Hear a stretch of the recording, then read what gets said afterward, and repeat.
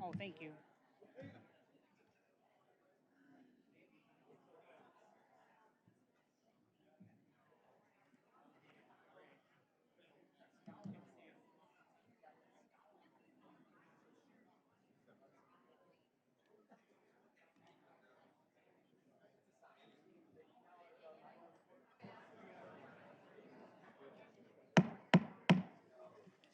Good evening and welcome to the February 3rd Naperville City Council meeting. Roll call. Worley, Here. Gibson, Here. Holzhauer, Here. Jane, Here. Kelly, Here. McBroom, Syed, Yep. White, Here. Wilson. Here. Please rise and join me in the Pledge of Allegiance.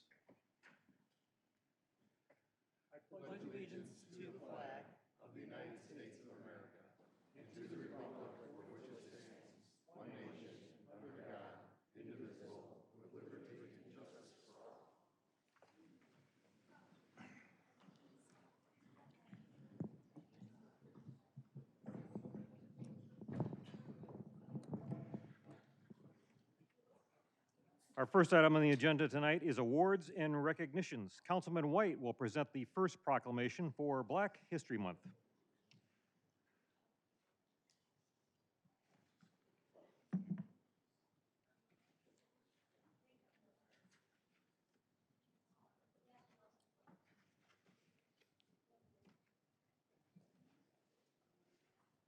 All right, good evening, everyone. Can I get the members from the Naperville Neighbors United to come on down?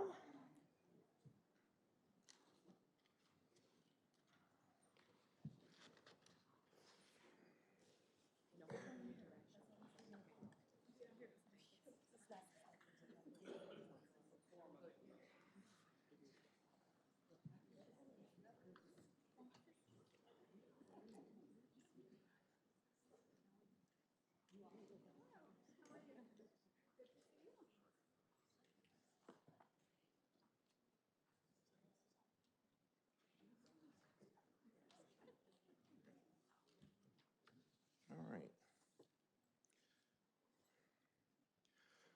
This is the Office of the Mayor, City of Naperville, a proclamation for Black History Month, February 2026. Whereas Black History Month, observed each February, is a time to honor the rich history, culture, and contributions of Black Americans who have played a pivotal role in shaping the fabric of our nation and local community. And whereas the study and celebration of Black history are essential to understanding the enduring struggles, resilience, and achievements that have marked the journey toward equity and justice in our society. And whereas the City of Naperville maintains within its mission statement a commitment to create an inclusive community that values diversity. And whereas recognizing Black History Month provides an opportunity not only to reflect on history, but also to recommit ourselves to the ongoing work of equity, inclusion, and mutual respect in Naperville. And whereas Naperville Neighbors United exemplifies the spirit of unity in education by fostering dialogue, creating connections, and celebrating the diversity that enriches our community. And whereas through initiatives, events, and conversations, Naperville Neighbors United continues to inspire individuals to engage in meaningful learning and to act toward creating an inclusive environment for all residents. Now, therefore, I, Scott Worley, Mayor of Naperville, do hereby recognize Naperville Neighbors United for its unwavering commitment to fostering unity and inclusivity and proclaim February 2026 as Black History Month in the city of Naperville. And I encourage all residents to participate in this celebration, to learn about Black history and culture, and to contribute to building a community that values and uplifts diversity.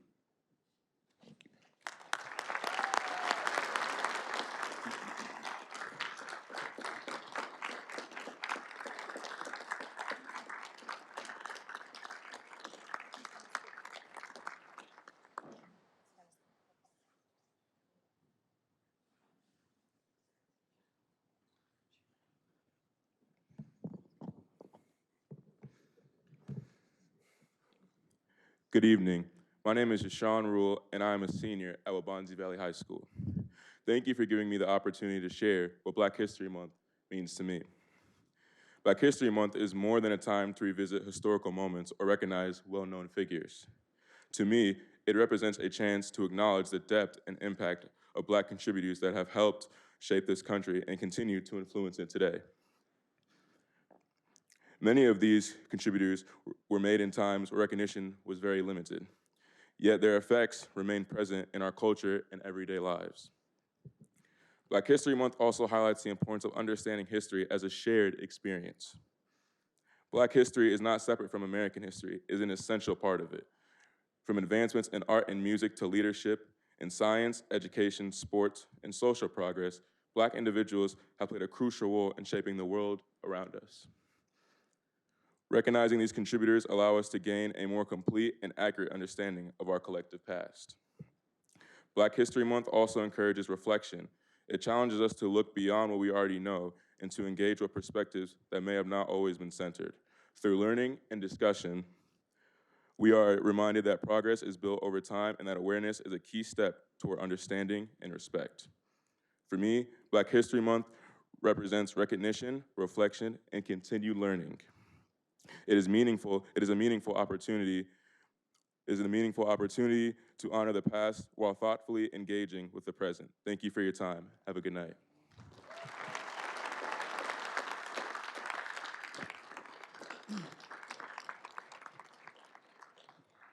Black history is American history. That is a fact. It is not separate, it is not supplemental, and it is foundational to who we are as a nation. Black history tells the story of perseverance in the face of injustice, leadership forged through adversity, and progress driven by faith and courage.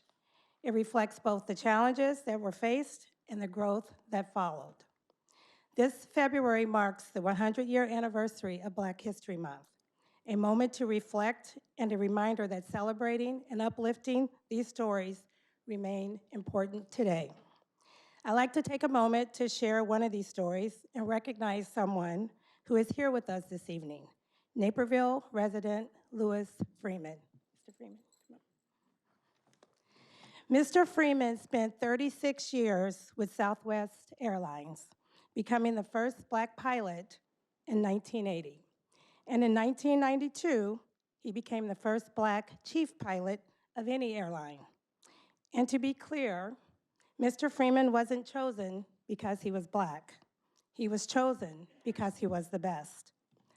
I've been grateful to hear his story shared, and one moment that always stands out to me is when he was selected to fly Rosa Parks, a pioneer of the civil rights movement, to her final resting place, a reflection of the respect he earned through excellence and leadership.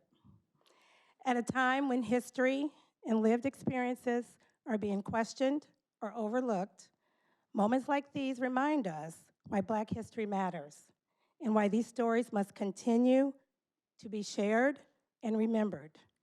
We cannot go backward, only forward. The story of America is still being written. What will the chapters ahead say about who we choose to be? Thank you.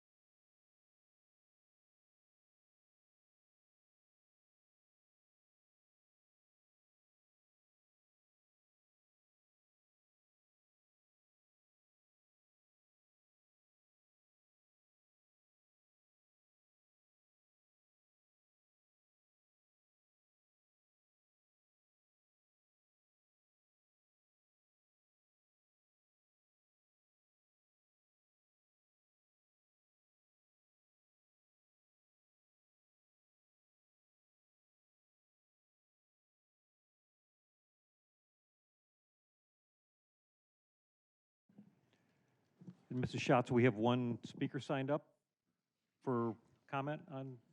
Yes, we have one speaker signed up, Regina Brent.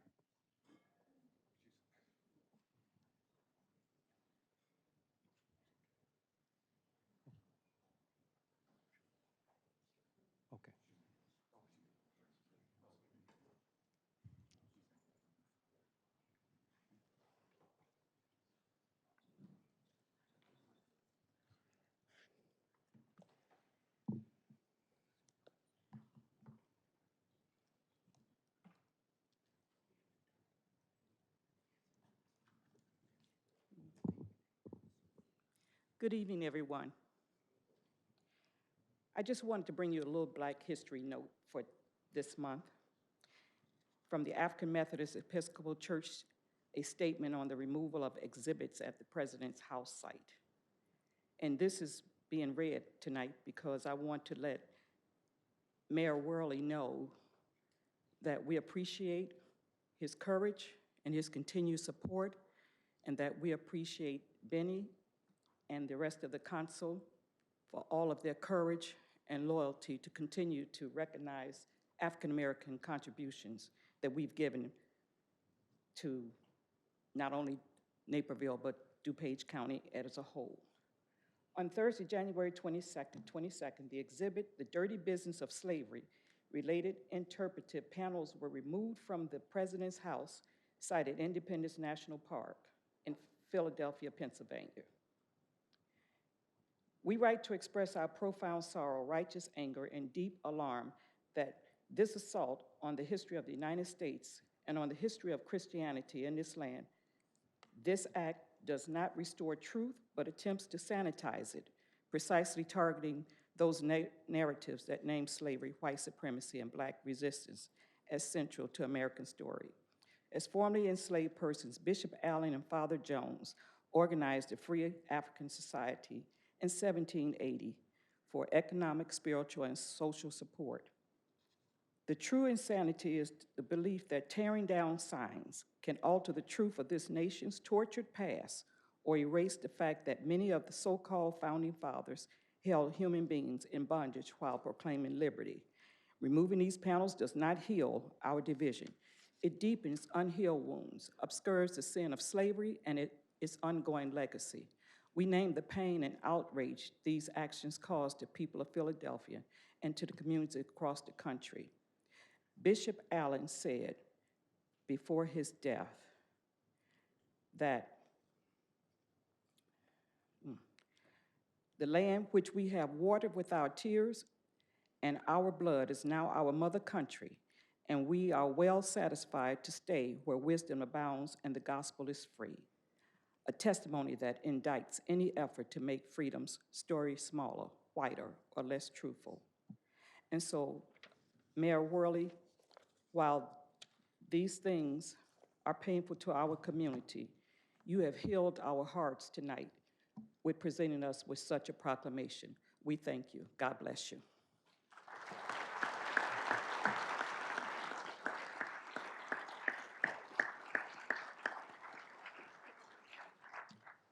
Next, I will present the proclamation for 203 Day. Superintendent Bridges and students, and I think we've got some of the mayor's office interns. Please join me at the front dais, or at the front podium.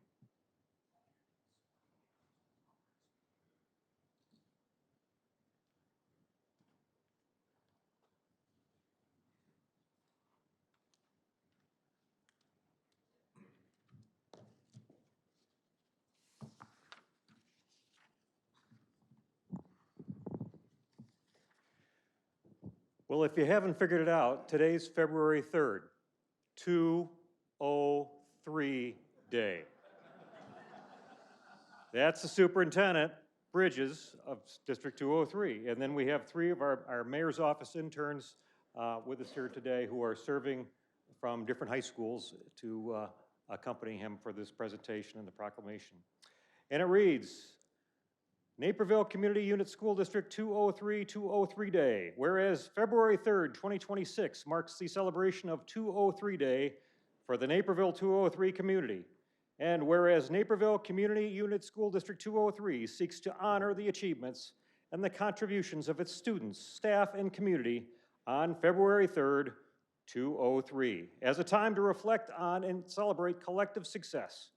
And whereas this special day is dedicated to gratitude, giving, and celebrating the teachers, the staff, the students, parents, volunteers, schools, community members, businesses, past, present, and future, all of those who work together to make Naperville 203 an exemplary school district. And whereas students and staff will use the 203 Day celebration as an opportunity to share and model acts of kindness and service throughout schools and the broader community. strengthening those connections and spreading positivity. And whereas Naperville Community Unit School District 203 annually commemorates 203 Day by engaging the community and empowering students to develop a learner's mindset, demonstrate adaptability, communicate effectively, think critically, and grow as global citizens. And whereas Naperville 203 remains committed to upholding the dignity and uniqueness of every individual, fostering responsible citizenship, and demonstrating the excellence that is achieved through the collective efforts of students, staff, parents, and the broader community. Now, therefore, I, Scott Worley, Mayor of the City of Naperville, do hereby proclaim February 3rd, 2026 as 203 Day in the City of Naperville. Congratulations.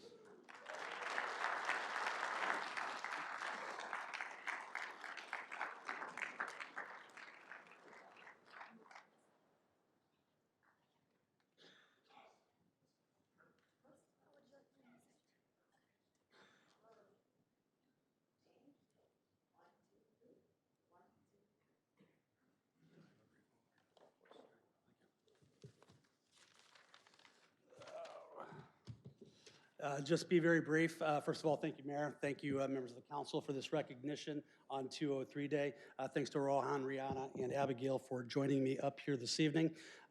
In 2022, Naperville 203 celebrated its 50th anniversary as a consolidated unit school district in the city of Naperville. And as an offshoot of that, in collaboration with the Naperville Education Foundation, we looked for ways to be able to thank the community, both local and global, for the support of public education and specifically Naperville 203 within our community. So 203 Day is celebrated in the second month and the third day of every year now, and is dedicated to gratitude, kindness, and service across the Naperville 203 community.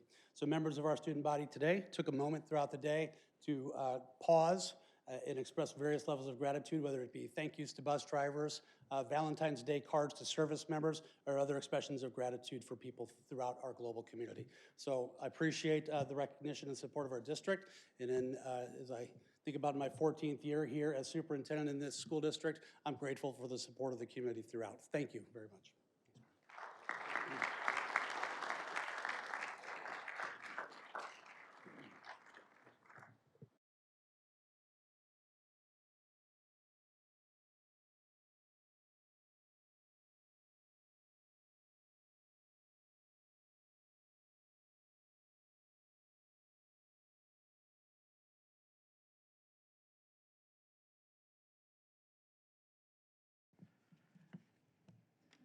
Next on the agenda is public forum.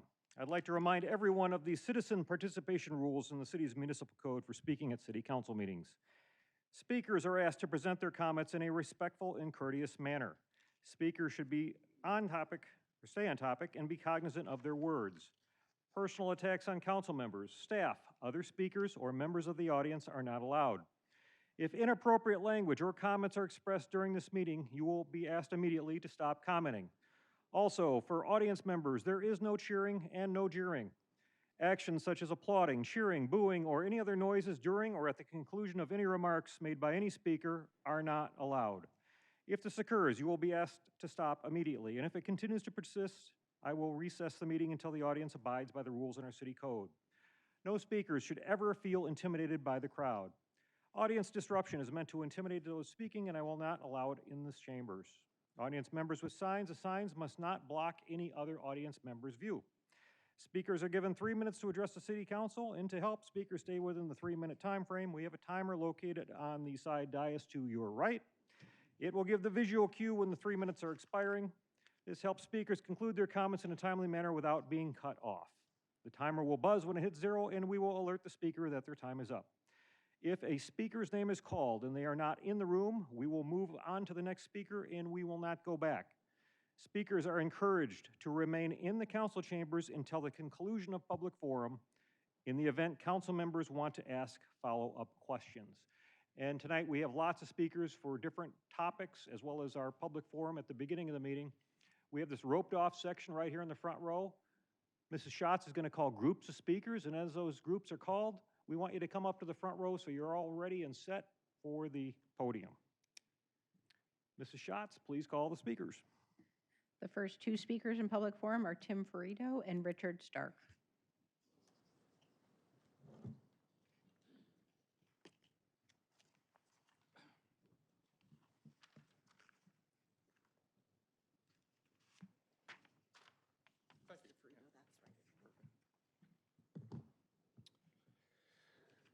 Hello, my name's Tim Ferrito, a Naperville resident. I'm here to talk about air emissions. There was a lot of conversation 2 weeks ago during the city council meeting about air emissions. And I thought I could add some clarity. I worked in the energy industry for 30 years. I dealt with air emission regulations a lot. So, in 1990, the amendment to Clean Air Act was enacted to regulate and reduce criteria pollutants such as nitrogen oxides, particulate matter, and sulfur dioxide. And it was regulated to a de minimis level. That was a whole plan to get to a low level where it doesn't harm the environment. This is done for both stationary and mobile sources. So what this meant for diesel generators themselves, the EPA created a pathway based on tier levels, and that's what I'm showing on this diagram here in the chart. The vertical axis is PMs, the horizontal axis is NOx. As you can see, as each tier level got more and more, as we went from tier 1 to tier 4 final, there was a huge reduction in those emissions. So after billions of dollars spent by the industries, they were able to achieve a 98% reduction in these pollutants from 1990 levels. It's a huge accomplishment, and I think something that's overlooked a lot. They did this by reformulating fuel, engine design, adding catalyst systems, and also adding filtration systems. So this is not only with generators, but with cars, buses, school buses, trucks. All the modern transportation vehicles have seen a 98% reduction since 1990 levels. Next, I want to talk about the diesel generators for the Karis data center. I'm not here to resurrect the data center, but when you look at that design, there were 24 diesel generators. If you do the math, the exercising events that would occur throughout the year will only occupy 1.5% of the time if they hit their max, 10 hours, only 1.5% of the time. So now I want to focus on PM 2.5 emissions because I think it really shows how impressive these machines are. So if you go down to the lower box, you'll see PM 2.5 emissions for a generator is about 15 grams. For one log fire, it's about the same, 17. But it gets even more interesting because with the diesel generators, they consume a lot of air and they put out a lot of exhaust, which is inert. It's nitrogen, steam, and carbon dioxide. And so the concentration of PMs is very, very low compared to a log fire. That's it. Thank you. The next speakers Thank you. are Richard Stark, followed by Dan Jurjevic, followed by Swati Dale.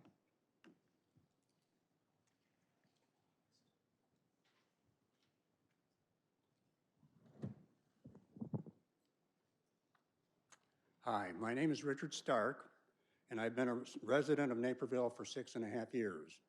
Now, all of you know me as the leader of the modeling team, but that's not why I'm here tonight. I'm here tonight in the role of strategy to offer a simple but meaningful recommendation. And my recommendation is that the City Council begin in the new business tonight to the process of assigning Brian Groth the responsibility of developing a long-term electricity strategy. This is a moment to answer the fundamental question, what are we trying to achieve, and to establish a framework that will guide Naperville forward towards these objectives. To support Brian in this work, several of us with deep strategy experience have formed a small advisory group. My own background includes more than 15 years of developing, implementing, analyzing, and refining strategies as a senior director of strategy and a vice president of corporate development. My partner in this, Mike Milano, is a retired Army Major General and retired executive from Target. He has significant strategy expertise from his service as Director of Strategy on the Joint Staff in the Pentagon, where he was responsible for developing the U.S. National Military Strategy. He is also author of the book, Large and in Charge, which is about leadership. We look forward to the City Council providing the strategic guidance needed in this area. Thank you for your time. Thank you. Next speaker. The next speaker is Dan Jurjevic, followed by Swati Dale. Good evening, everybody. I'll stay well under my 3 minutes here. Dan Jurjevic, I'm a lifelong resident. I'm a local home builder, and I'm here tonight speaking on behalf of Northern Illinois Home Builders Association, of which I'm a past president, and specifically the Housing Advocacy Committee, of which I'm a member. Coming to make a few remarks tonight about the consideration of building stretch codes in addition to the recent code update cycle that we went through to get on the ICC 2024.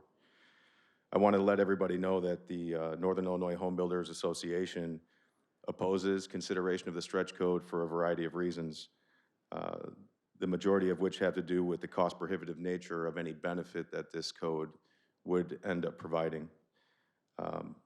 A group of my colleagues and I came to a building review board meeting in October and were able to listen to a stretch code presentation. It was suggested during that presentation that a typical cost increase on a house would be around $3,000.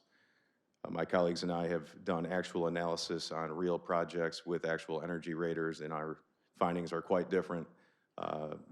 Tens of thousands of dollars with very negligible energy savings in return. We hope to introduce the Home Housing Advocacy Committee tonight as a resource to both the city staff as they continue consideration of the stretch codes. We'd like to be a resource to city staff. We also seek an audience with city council members for any meetings or input that we can provide to try to give you guys the best information possible as you're making these very important decisions for our community and our residents. You know, as I stand before you, I can tell you that my experience as a home builder for over 20 years, most recently the thing that we see most is an affordability issue, specifically in our community for attaining housing in Naperville. The stretch code doesn't do any favors in terms of improving the affordability issue that we already have, and we look forward to being a part of the process going forward for the consideration of this stretch code implementation. Thank you. Thank you. Next speaker. The final speaker in public forum is Swati Dale.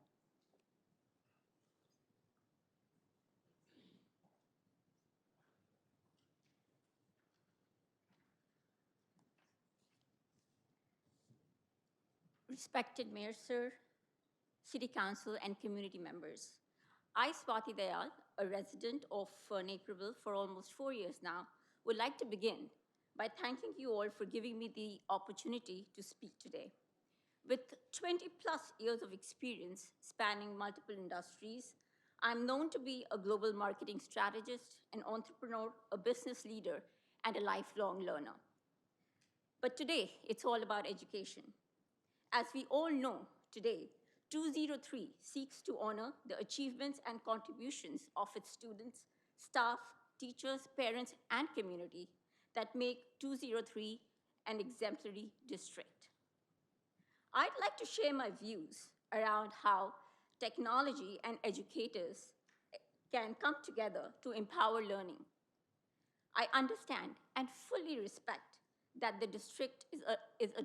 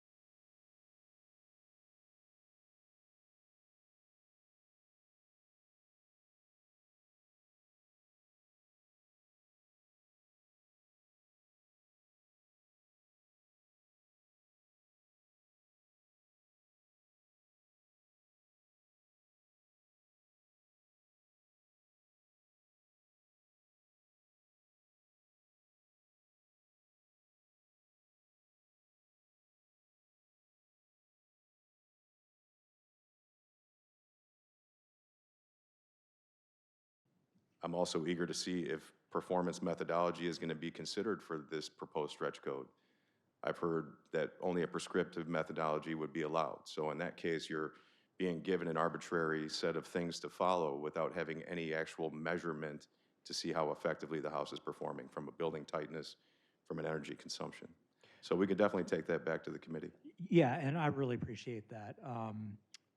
Kind of where I'm going with that is a lot of times in life there's an 80-20 rule, and if it's like, hey, you could get 80% of the improvement with much less costs, and then that last 20%, maybe there's a couple items in there that are just, really cost prohibitive and aren't delivering much value. I think one of the benefits we have being Naperville is we have such a good professional staff. We have professionals in the community like yourself who can sit down around a table and write some of these rules where maybe a smaller community may not have the resources to do that. Yeah. I'm just throwing it out there. Like, I don't see myself saying, like, just no carte blanche. I'm not going to do any kind of revision to the code. But if there's like a reasonable set of changes that could be made that wouldn't be as onerous, like, I'm very open to that argument. Yeah. So I'm just putting that out there. Right. I think that's a great suggestion. Yep. Thank you, Mayor. Thank you. Councilwoman Gibson.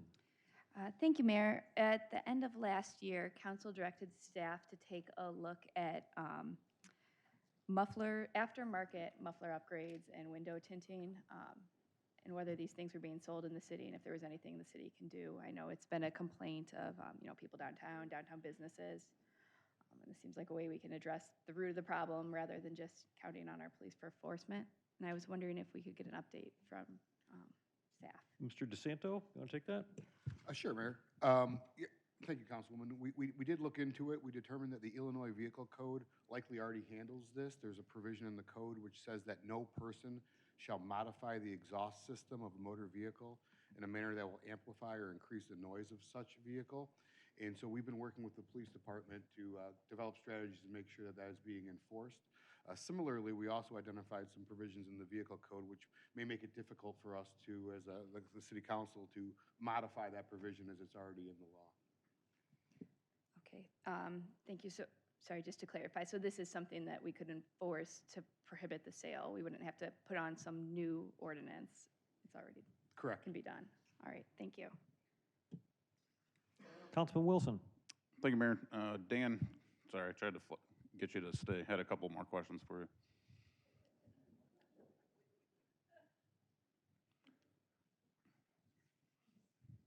I don't have anything to add like Councilman Holzauer for him to, while he comes down. I'll just stay up front for the rest of the night here. Quick question. So who was the originally estimated that it would cost like a few $1,000s for the changes? You know, Nate, I was looking back at the agenda for the October 15th Building Review Board there was an organization that made a presentation that day. The few moments I had to get home from work and get ready and come here did not find that, but it was a presentation that was formally made at the BRB meeting on October 15th. Yeah, okay. This organization, didn't seem like they're builders though? I don't believe so, no. Okay. And then, have you, given the increased costs of doing these things, have you run across anyone that'll go, hey, I know it'll cost more to do this, but I'll tell you what, I'll subsidize the costs? Say if it's, has anyone gone and say, hey, even if it's $20,000, I'll take that out of my pocket, give it to the builder, and get these built? Yeah, so I personally have not, but candidly, I'm a very small builder business. I do about 10 homes a year. That's part of the thought process, I suppose, is I would imagine there's certain people that would be happy to make that investment that would choose to build to the stretch code, and I believe that that is their God-given right to do so, and that's wonderful. I don't think that it should be made mandatory as a building code for Naperville or any community for that matter if it doesn't provide any real benefit, any real savings or benefit to what it's intending to do. And I think we have the data to support that claim. That's my impression. I haven't heard from anyone willing to put that out there either, but yeah. Thanks, Dan. Yep. Anybody else? Good. I think you're good. No. Oh, he's got one more? Councilman McBroom. You had your chance. think you're off the hook after this. Okay. Thank you, Mayor. Just kind of almost the same lines as Councilman Wilson, just to clarify. Anyone that wanted to implement these stretch codes on, you're a custom home builder. Yes, Anyone that wanted to do this, there's nothing stopping them. absolutely. Okay. It supersedes minimum code compliance. So if somebody chose to put more insulation in their attic walls, you know, do advanced framing, whatever they wanted to do to be more energy efficient, install solar panels in their home, whatever they want to do. I've done a number of solar systems, a number of geothermal systems. I have clients that are passionate about certain things, and environmental sensibility is certainly, you know, high on everybody's priority list. I think what you'll find, though, is when you look at the cost versus the savings, and if you want to get granular on what's the carbon footprint of $1, of $10,000, you know, what does it look like when you have a negative rate of return on the investment for something and you're having to earn that additional income each year to pay for the 30-year mortgage on your home? You know, there's an environmental impact to all these things. I think that the way that we've seen the code updates happen since I've been a professional in the late 1990s till now is going from like the Stone Age to the Space Age. We've reached that point of diminishing returns, and any suggestion that we can make things better by increasing our value, I think we're finally getting to that point where there's a negative return on that. Okay, so perfect. And as far as the cost question, I don't know who you heard that number, the couple thousand. I know where I heard it. We have a task force here, and that's at least where I heard it. It was $2,000 or $3,000 is the cost to increase costs that they would get back in energy savings. Yes. But you build houses, and you disagree with that number. Are they close on the number, or do you think? No, it's way I off, mean, or- we presented at the October BRB meeting, and there were about a half a dozen all local builders, mostly Naperville builders, that took homes that they're currently building and had their energy rater do a real analysis on the things that they would have to do to meet the stretch code and what the associated cost would be. And I'm just going down a chart right here. It was 21,000, 42,000, 31,000, 24,000, 30,000, 39,000. And you get down to the end of the spreadsheet where you've got your calculated yearly energy savings, and it's $98, $349, $143, $200, $308. So you're talking about tens of thousands of dollars up front for annual savings that are $100, $200, $300, that order of magnitude. Great, thanks. You're off the hook. Okay. Any other council members for public forum? Okay, our next item is the consent agenda. May I have a motion to use the omnibus method to approve the consent agenda? Councilman White. Mayor, move to use the omnibus method to approve the consent agenda. Councilman Kelly. Second, Kelly. We have a motion and a second to use the omnibus method to approve the consent agenda. All those in favor sign aye. Opposed? Motion passes 9-0. May I have a motion to approve the consent agenda? Councilman White. I move to approve the consent agenda, removing item I-11. Councilman Kelly. Second, Kelly. All right, we have a motion and a second. Mr. Schatz, please read the consent agenda, removing I-11. A position of support on I-12 was submitted and posted to the city website. Approval of the January 20th, 2026 regular city council meeting minutes. Approval of the city council meeting schedule for February, March, and April 2026. Approval of the award of change order number 2 to option year number 2 of the contract for consulting engineering services for soils and material testing to National Soil Testing for an amount not to exceed $144,776.31. Approval of the award of change order number 2 to the contract for fire engine replacement and maintenance agreement to McQueen Equipment LLC for an amount not to exceed $20,000. Approval of the award of the option of change order number 1 to the work order for 248th Avenue Phase 2 Engineering to Civil Tech Engineering for an amount not to exceed $74,239.74. Approval of the award of change order number 1 to the contract for Fairway and Country Lakes water main improvements to Blue Water Construction LLC for an amount not to exceed $117,422.19 and for 61 additional days. Approval of the award of change order number 1 to the work order for construction engineering services, Fairway and Country Lakes water main improvements to Crawford, Murphy, and Tilley for an amount not to exceed $11,600 for an additional 242 calendar days. Approval of the award of change order number 1 to the contract for 2025 Southeast Waterworks generator replacement to William T. Connolly, DBA Connolly Electric for an additional 99 days. Approval of the award of change order number 1 to the contract for Northwest Waterworks Improvements Phase 2 to Dame Mechanical Industries for an additional 124 days. Approval and appointment to the Transportation Advisory Board. Waiving the first reading and passing the ordinance amending Section 2-16-2 of the Naperville Municipal Code to add a non-voting member of the Accessible Community Task Force to the Advisory Commission on Disabilities. And waiving the first reading and passing the ordinance amending Section 1-9-G of the Naperville Municipal Code regarding the 911 system surcharge. We have a motion and a second on the consent agenda, removing I-11. Roll call? Worley. Yes. Gibson. Aye. Holzhauer. Aye. Jane. Aye. Kelly. Aye. McBroom. Aye. Syed. Aye. White. Aye. Wilson. Aye. I-11.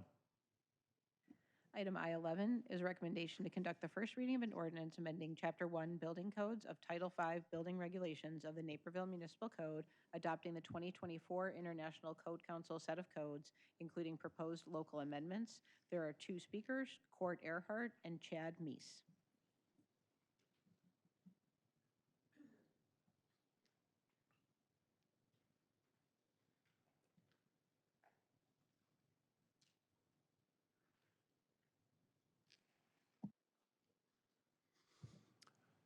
Good evening. My name is Cord Earhart, president of Earhart Construction. I'm a second-generation home builder. I'm an SOB, a son of a builder. This is our 62nd year building homes throughout Naperville and Greater DuPage and Kane County. I also happen to be a past president of Northern Illinois Home Builders Association, and I'm the current chairman of the Housing Advocacy Committee, and we represent over 250 building professionals, and we're involved in well over $1.1 billion in residential home construction and remodeling.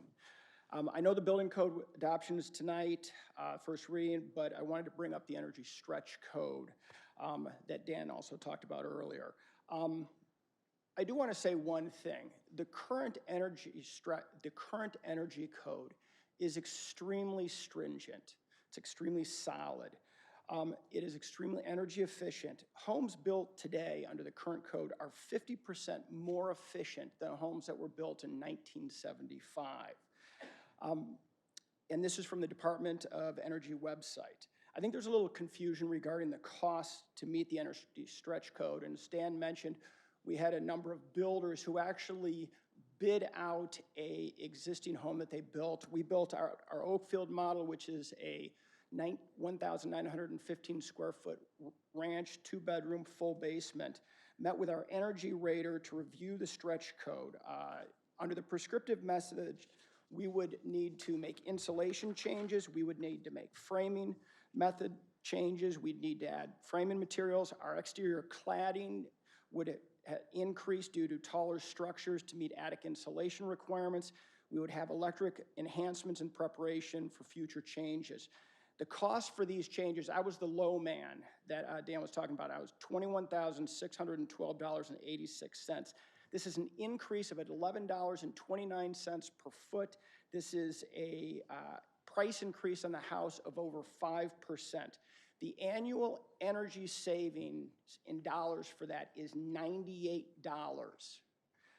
This is a low return for the significant investment and simply not warranted. It's a classic case of diminishing returns. We already build extremely energy efficient homes, and that's why this kind of cost does not add a return. Stretch code is an option under the current code. Somebody can build to that if they want to, and they certainly can. It should not be the energy code for Naperville. Please do not implement the energy stretch code. We at Northern Illinois Home Builders Association and the Housing Advocacy Committee would love to be a part of any future discussions with staff and implementation.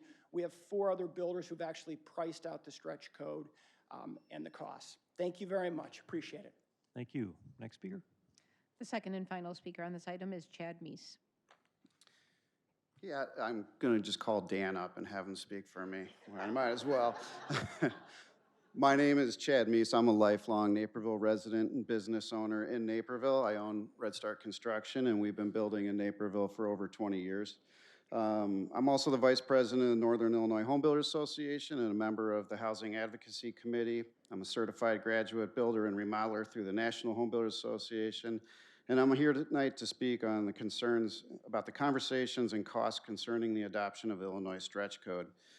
First, I want to make it clear, like my colleagues, we support energy efficiency. Everyone wants lower utility bills, better buildings, affordable housing, responsible construction, which we feel we do already. NIHBA and the Housing Advocacy Committee are here as a resource for Naperville, the Building Review Board, the council, and anybody that would like to be educated, and we can provide support in that. With that said, the reality of the stretch code is that it does increase upfront costs of building. It adds requirements that often mean higher priced materials, as my colleagues have spoken to, more expensive mechanical systems, additional design, testing, paperwork. Those costs don't disappear. They get passed on to the taxpayers, the homeowners, the renters, and the small business owners in our community. At a time when affordability is already a major concern, the stretch code will make it harder to build, remodel affordable housing. Some developments that are barely feasible today won't move forward at all.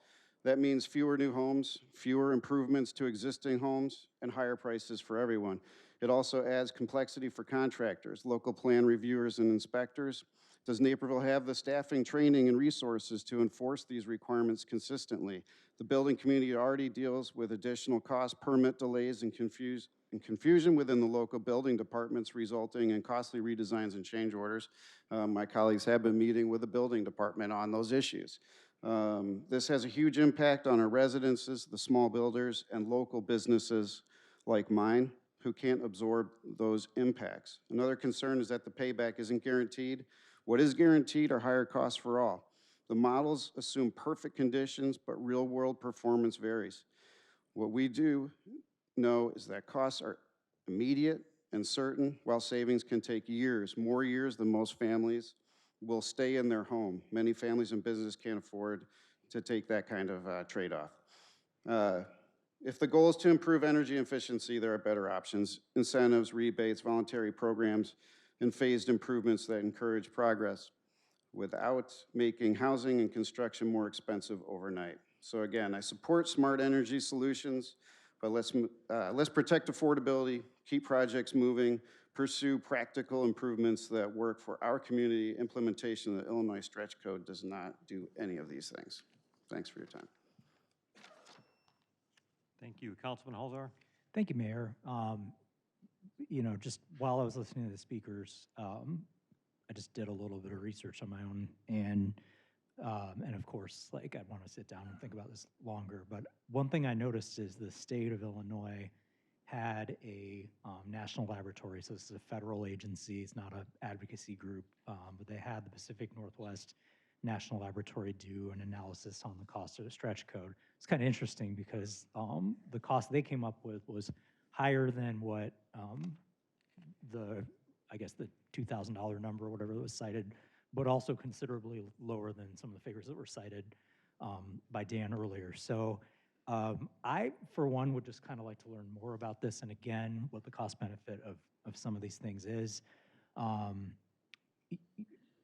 Yeah, I mean, on the, just looking at this report, and again, I haven't had a long time to look at it, but it seems to me like some of the lower hanging fruit, easier things on here may not be anywhere close to the costs that were being cited.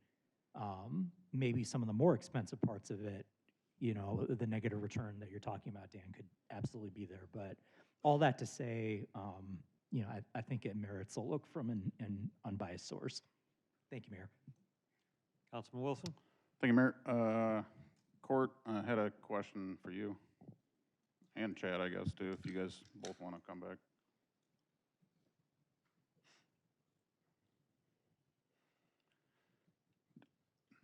Dan only answered for himself, so I guess I'll ask you guys as well. Given the cost that you presented here at court for $28,000 of increase, have you come across many people that similarly would go, hey, I'll subsidize the cost and give it over to the builder? No. Chad, have you? No. Okay, that's Interesting. And like you guys said, this would increase the price by forcibly enforcing an artificial number, I guess you could say, in the market. And effectively, would you also agree by doing that, it would bid up other homes that you aren't building because you've increased the price that you have to build at? Absolutely. Yeah, absolutely. Thanks, guys.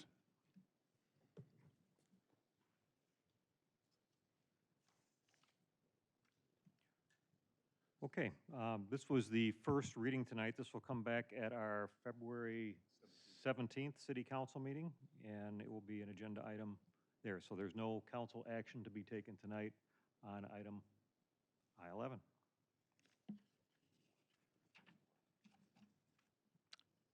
Item J1. Item J1 is to conduct the public hearing for the Community Development Block Grant Program Year 2026 Annual Action Plan. Public hearing on the Community Development Block Grant Program for year 2026 Annual Action Plan is now open. Anyone who wishes to speak may come forward. Georgievic's not coming forward. All right. Councilman White may have a motion to close the public hearing. I move to close the public hearing. Councilman Kelly? Second, Kelly. All those in favor? Sign aye. Opposed? Motion carries. The public hearing is now closed. Item 01. Item 01 is a recommendation to approve the Community Development Block Grant Program Year 2026 Annual Action Plan allocating $535,000. Councilman White? Mayor, move to approve the Community Development Block Grant Program Year 2026 Annual Action Plan allocating $535,000. Councilman Kelly? Second, Kelly. We have a motion and a second on 01. Roll call. Gibson. Aye. Holzhauer. Aye. Jane. Aye. Kelly. Aye. McBroom. Aye. Syed. Aye. White. Aye. Wilson. Aye. Worley. Yes. Item 02. Item 02 is a recommendation to consider whether to direct staff to discontinue, for the time being, negotiations for a successor power sales agreement with the Illinois Municipal Electric Agency, IMEA. To the website, what has been posted to the website was 36 positions of support, 2 positions of opposition, and 17 written comments. We have 25 speakers on this item. All right, before we start on 02, we do have a lot of public speakers tonight, and I just want to go through a few reminders before we start the public speakers. I want to remind everybody that the citizen participation rules that I read at the beginning of the meeting still apply. Speakers are asked to present their comments in a respectful and courteous manner. If the participation rules are violated, you will be asked to stop immediately, and if it continues to persist, I will recess the meeting until the audience abides by the rules in our city code. If you have signs, the signs must not block any other audience member's view. I recommend you hold them beneath your chin so you can see and the person behind you can see. Each speaker will get 3 minutes, and Mrs. Schatz will call the speakers in groups of 4. When your name is called, please come, have a seat in that front row so we can eliminate any delays. And if a speaker's name is called, they're not in the room, we will move on to the next speaker. We will not go back. The timer, again, is in play. That will be over on the right dais, or the side dais to your right. It will buzz when it hits 0, and we will alert the speaker that their time is up. Let's begin with the first 4. The first 4 speakers on item 02 are Michael Lipinski, Catherine Clarkin, Steve Cushman, and John Desmond Doyle.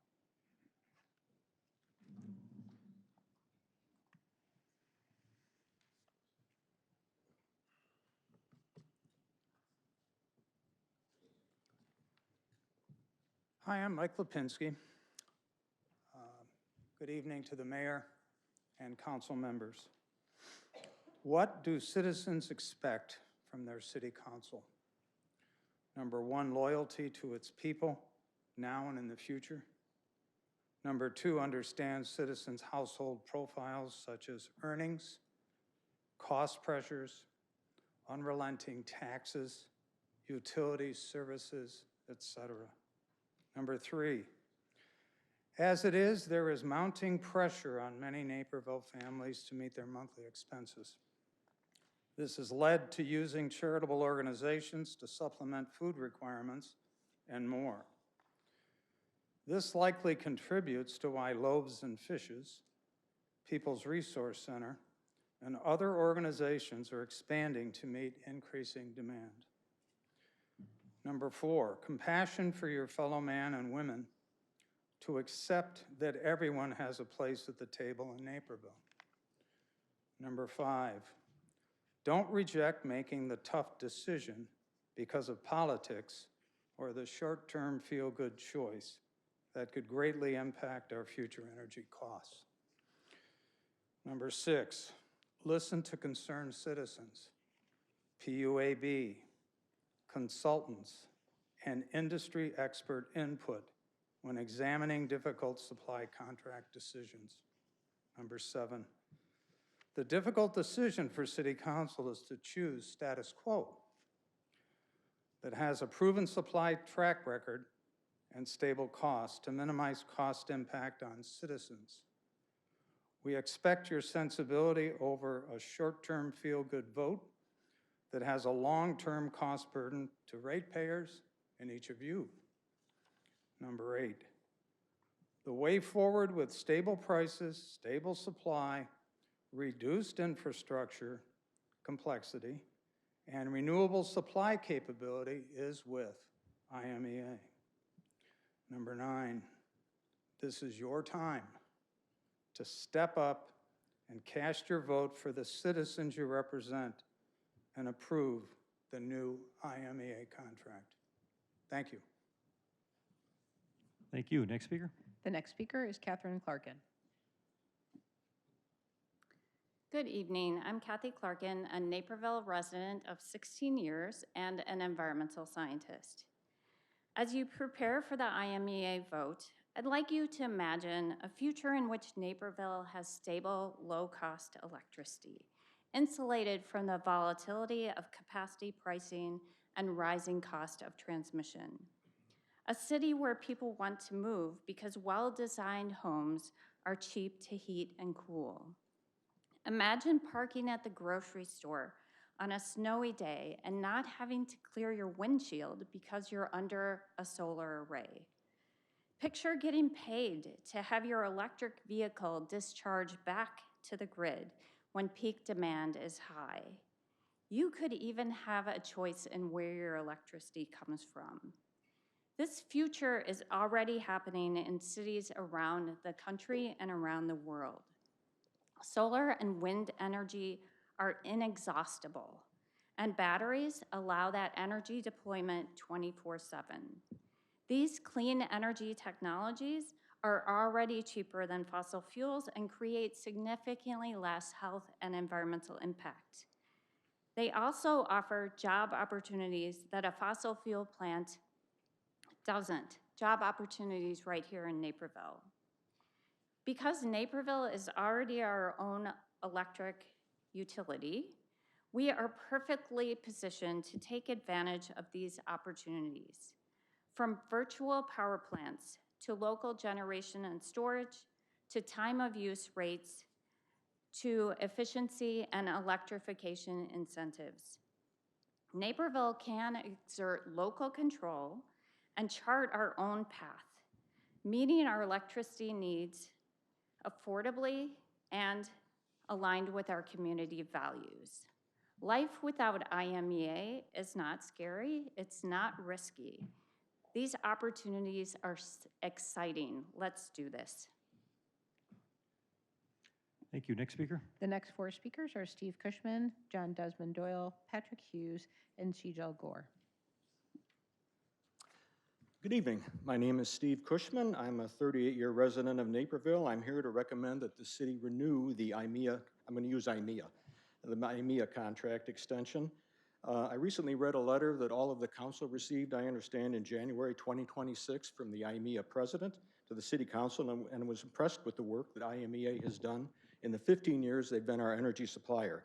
I was also surprised that apparently IMEA has not been invited to an open public meeting to directly answer questions about the proposed contract extension. I recommend that the council provide such an invitation to IMEA and help gather relevant information in a public, transparent manner. Reading the IMEA letter provides historical perspective about past council goals, such as delivering stable, reliable power supply with a financial hedge. Naperville is currently in an enviable position because of that foresight. Not only has IMEA provided affordable, reliable, and sustainable power, they are also helping its members navigate the transition to cleaner power in a responsible, and I repeat, responsible manner. We got to be careful not to let the changes to our electric supply get ahead of what the current capabilities of technology. IMEA is committed, though, to a net zero future by 2050 and also is well positioned to help us navigate through the current and near-term expected volatility in the energy markets. Naperville is frequently cited as one of the best places to live in the nation. Many factors go into that, but a very important factor is affordable, predictable energy supply with trusted partners. Failure to renew the contract places a significant risk to all 150,000 Naperville residents, as well as future Naperville citizens.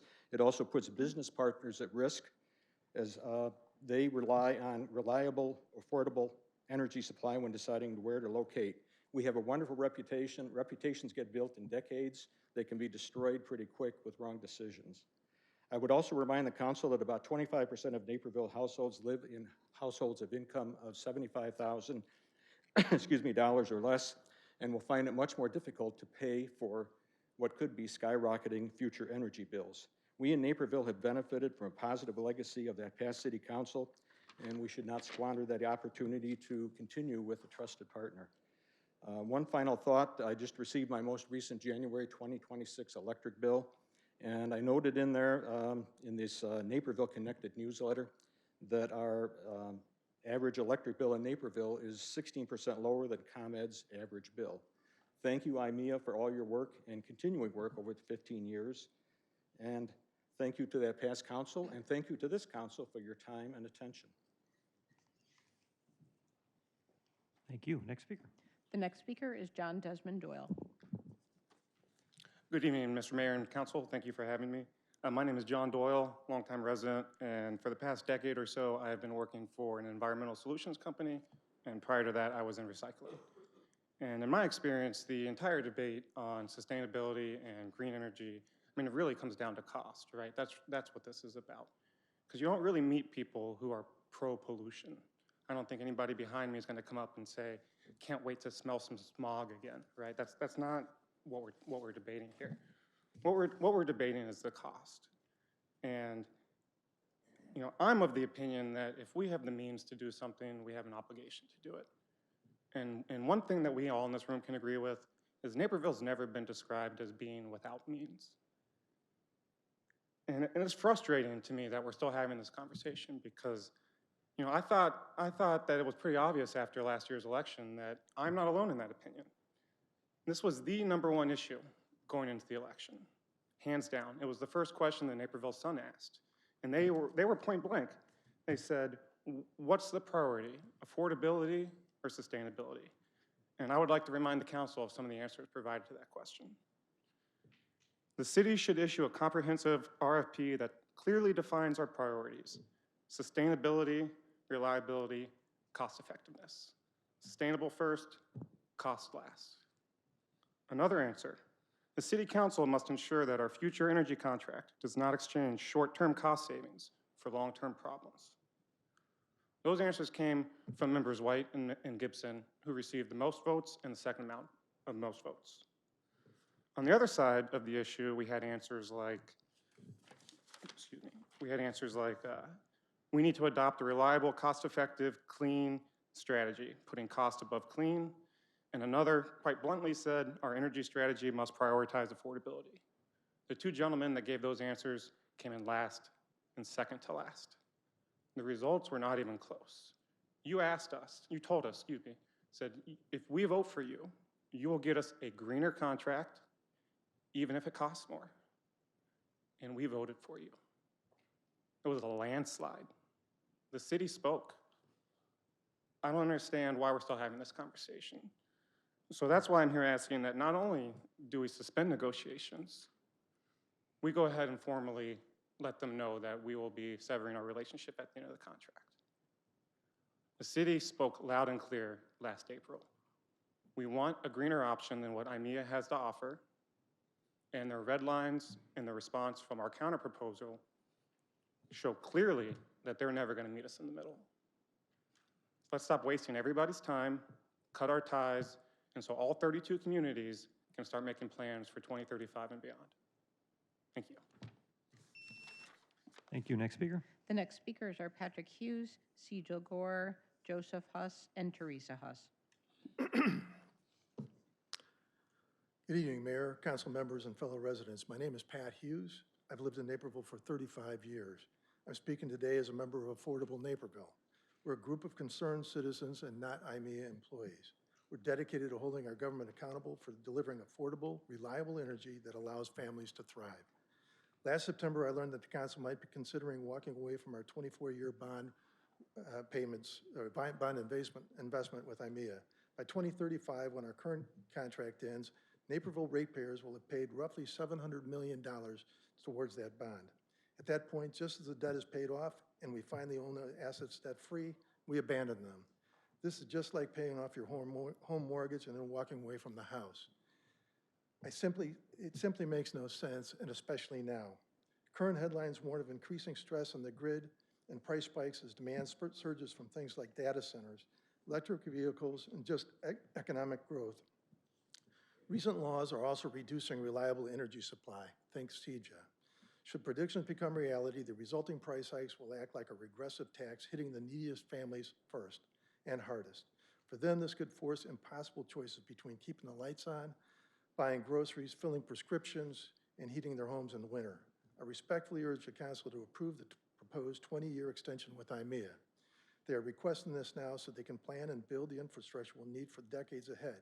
If you don't move forward on the request or put it on the back burner, the most likely outcome is that IMEA will find other partners eager to take our seat at the table and benefit from the $700 million of paid-off assets that Naperville leaves behind. IMEA has delivered steady, low-cost power since 2011. Even with bonds costs included, Naperville's rates remain 20 to 30% below ComEd's, leaving all of us with a little bit more money in our pockets. Now, some may believe demand will ease and renewables like wind and solar will fully meet our needs at lower cost. However, evidence shows significant challenges in scaling clean energy quickly enough with reliable baseload support like the kind IMEA provides. If Nest or others claim cheaper alternatives exist, I ask the council for full transparency. Release the market analyses, modeling results, and data so the public can see the facts. Naperville deserves affordable, stable energy. Approving the IMEA extension safeguards it for our families, our seniors, and our economy, while still allowing room to incorporate renewables over time. If you haven't done so already, I respectfully ask you to bring IMEA in for a workshop to discuss the details and address any of your questions and concerns. Thank you for your careful consideration and concern for the residents of Naperville. Thank you. Next speaker. The next speaker is Sejal Gore, followed by Joseph Huss. Next speaker. The next speakers are Joseph Huss, Teresa Huss, Larry Kalish, and Al Carvelis.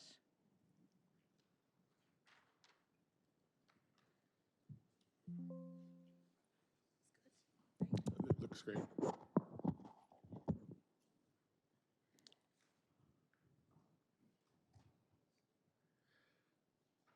I'm Joe Huss, been a Naperville resident for over 25 years, and I'm a Nest volunteer. Signing a contract 9 years before it starts without any competitive quotes for an extension that lasts till 2055 with no way to exit is unprecedented. The consultants the city hired said they had never heard of anyone doing anything similar. My day job involves reviewing dozens of business cases each year, and I've never seen a contract this large with so little supporting financial evidence. IMEA's current performance would have to be remarkable to take this unprecedented action. But instead, IMEA's costs are higher than the market, and IMEA's plant generates more air pollution than any other plant in the state. Since IMEA's offer 2 years ago, we've focused on a single option. It's time to follow a standard procurement process by putting the contract out for competitive bids on a schedule that works best for the residents of Naperville rather than IMEA. So I would not support just bringing in IMEA as the only option to have them speak to council.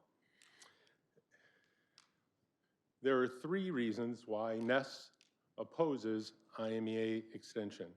The first is IMEA has been and continues to be more expensive than the alternatives. Second, we lose flexibility and control for the next 30 years. No other option takes away our energy autonomy like IMEA.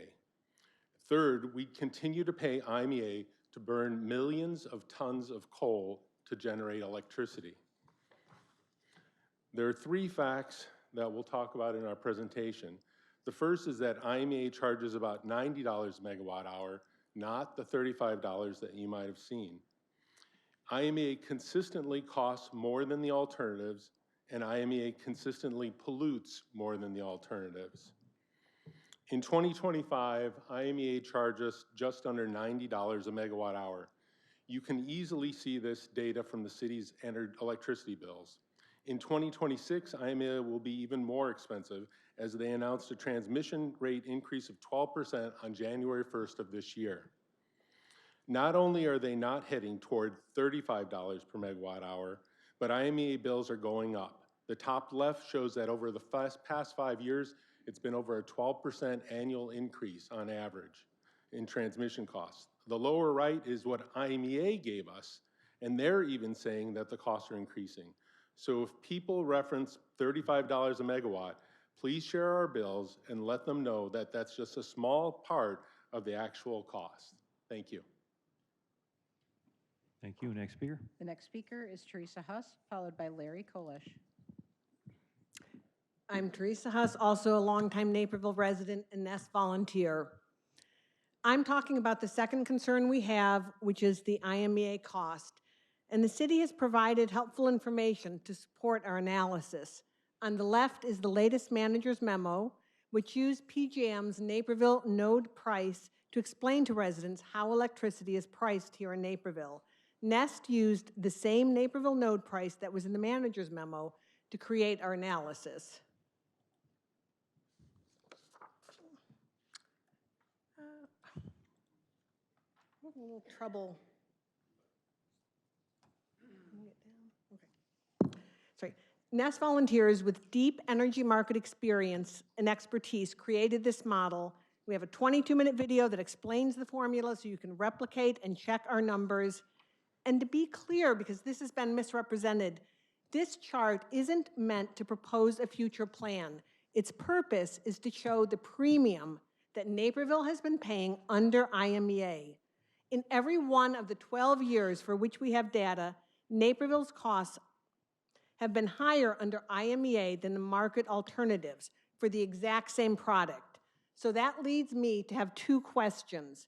Are we getting value for the millions of extra dollars we're spending each year with IMEA? And have we fully explored the many other options that are available to us? Our hope is that Naperville develops a real energy strategy and ultimately an RFP built around Naperville needs, so the city can understand the true financial cost of staying with IMEA and how it compares to the full range of market alternatives. And if you don't like NEST's cost analyses, you don't want to try and replicate our data, we have 2 more independent analyses. The Chicago Tribune has written extensively about IMEA's high costs. You can see one of those up on the left, and on the right is an analysis from CJT Energy Law, a city contractor hired to provide insights into the electricity market.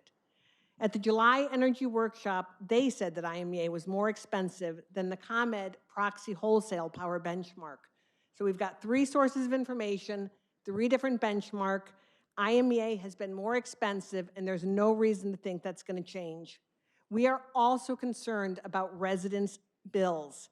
That's the reason we recommend exploring all the alternatives to find a sustainable and affordable option.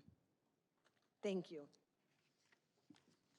Thank you. Next speaker. The next speakers are Larry Kolish, Al Carvelis, Tim Ferrito, followed by Rich Sternal.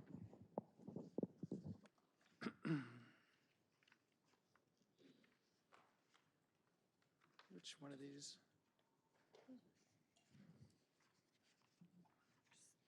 Arrow down. Right? Yes, got it. Thank you. Hello, my name is Larry Kolash. I'm a Naperville resident of 30 years, and I'm also a volunteer with Nest. Please allow me to remind you that in addition to IMEA being more expensive, it is also a huge polluter. The information I'll present is referenced on these websites. IMEA's coal plant is Illinois' largest source of air pollution. It's the largest emitter of carbon dioxide with over 12 million tons of CO2 emitted each year. This leads to climate change, which means more frequent, intense heat waves, polar vortices, and hurricanes. It's also the largest emitter of methane, sulfur dioxide, nitrogen oxides that result in acid rain and cause severe respiratory issues such as asthma, lung disease, heart attacks, and premature deaths. How does IMEA create so much air pollution? Because 86% of the electricity IMEA generates is from coal, the dirtiest of fuels. According to the city greenhouse gas inventory report, with IMEA as our vendor, Naperville is responsible for 3.5 billion pounds of air pollution annually. Even though IMEA has a presentation on reducing pollution, the contract does not include any commitments to that plan. IMEA's member-directed resource, or MDR, option doesn't reduce our emissions, since the contract first requires us to buy all of our electricity from IMEA resources. And consider that if fewer communities sign up for the polluting plants, they will eventually retire. In summary, we advise the city to stop negotiating with IMEA. IMEA contract does not serve the Naperville's interests due to its high costs and pollution. Instead, Naperville should develop a clear, long-term energy strategy and follow our procurement process to solicit competitive bids. It's time to move forward. Naperville has so many other strong alternatives. Thank you, and I appreciate the effort everyone's put in over the last 2 years.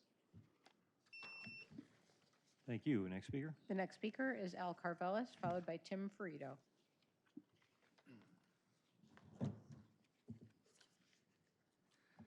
Good evening. My name is Albert Carvelis. I have worked and lived in Naperville for a little over 35 years. The IMEA extension locks Naperville into a 30-year, one-sided contract with a coal-centric agency. This creates a unique risk. Under the contract, Naperville is limited to a 1/32nd voice in IMEA voting, except in unique circumstances. And even then, Naperville never has a controlling vote.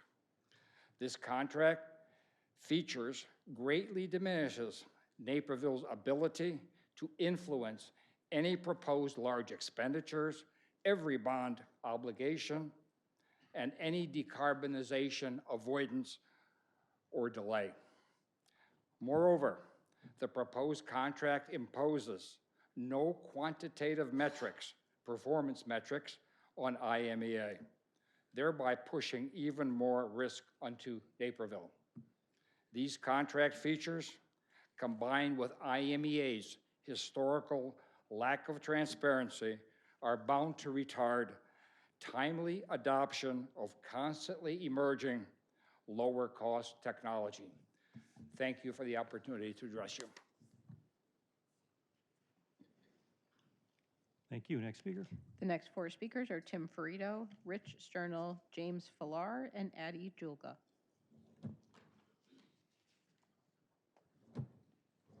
Thank you.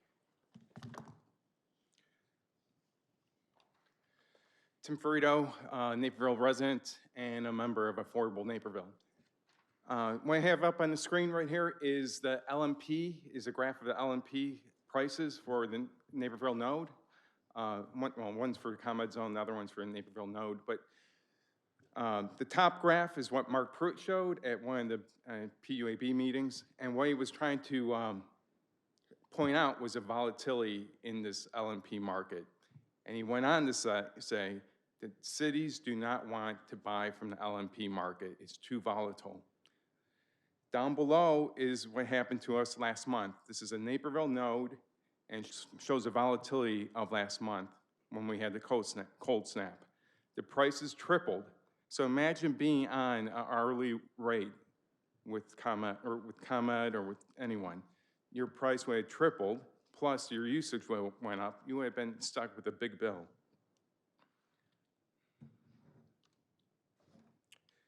So this proxy has been talked about, the LMP market proxy.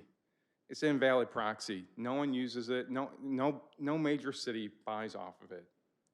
It's invalid. It should not be used as a comparison. Plus, it's not an alternative. And that's not my view on it only, but the two consultants that we had here in Naperville said that as well. And the consultant at St. Charles repeated that. He said, cities want stable pricing. They don't want volatile pricing. And the St. Charles consultant went on to talk about how power marketers would even recommend cities to stay away from the LMP market. So next I want to talk about the RFP, the request for power that was put out for the MDR. It was for 70 megawatts. It's a lot of power. It would fill most of the Naperville residential demand.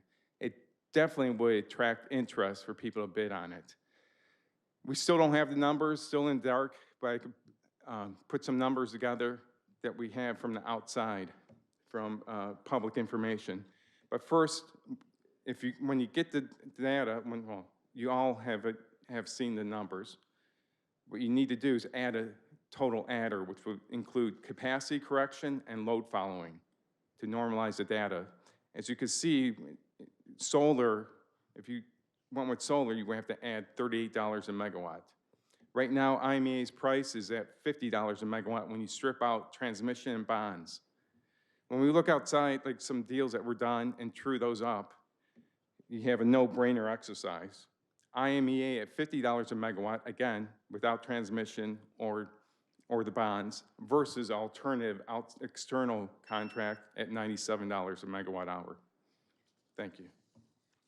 Thank you. Next speaker. The next speaker is Rich Sternal, followed by James Villar.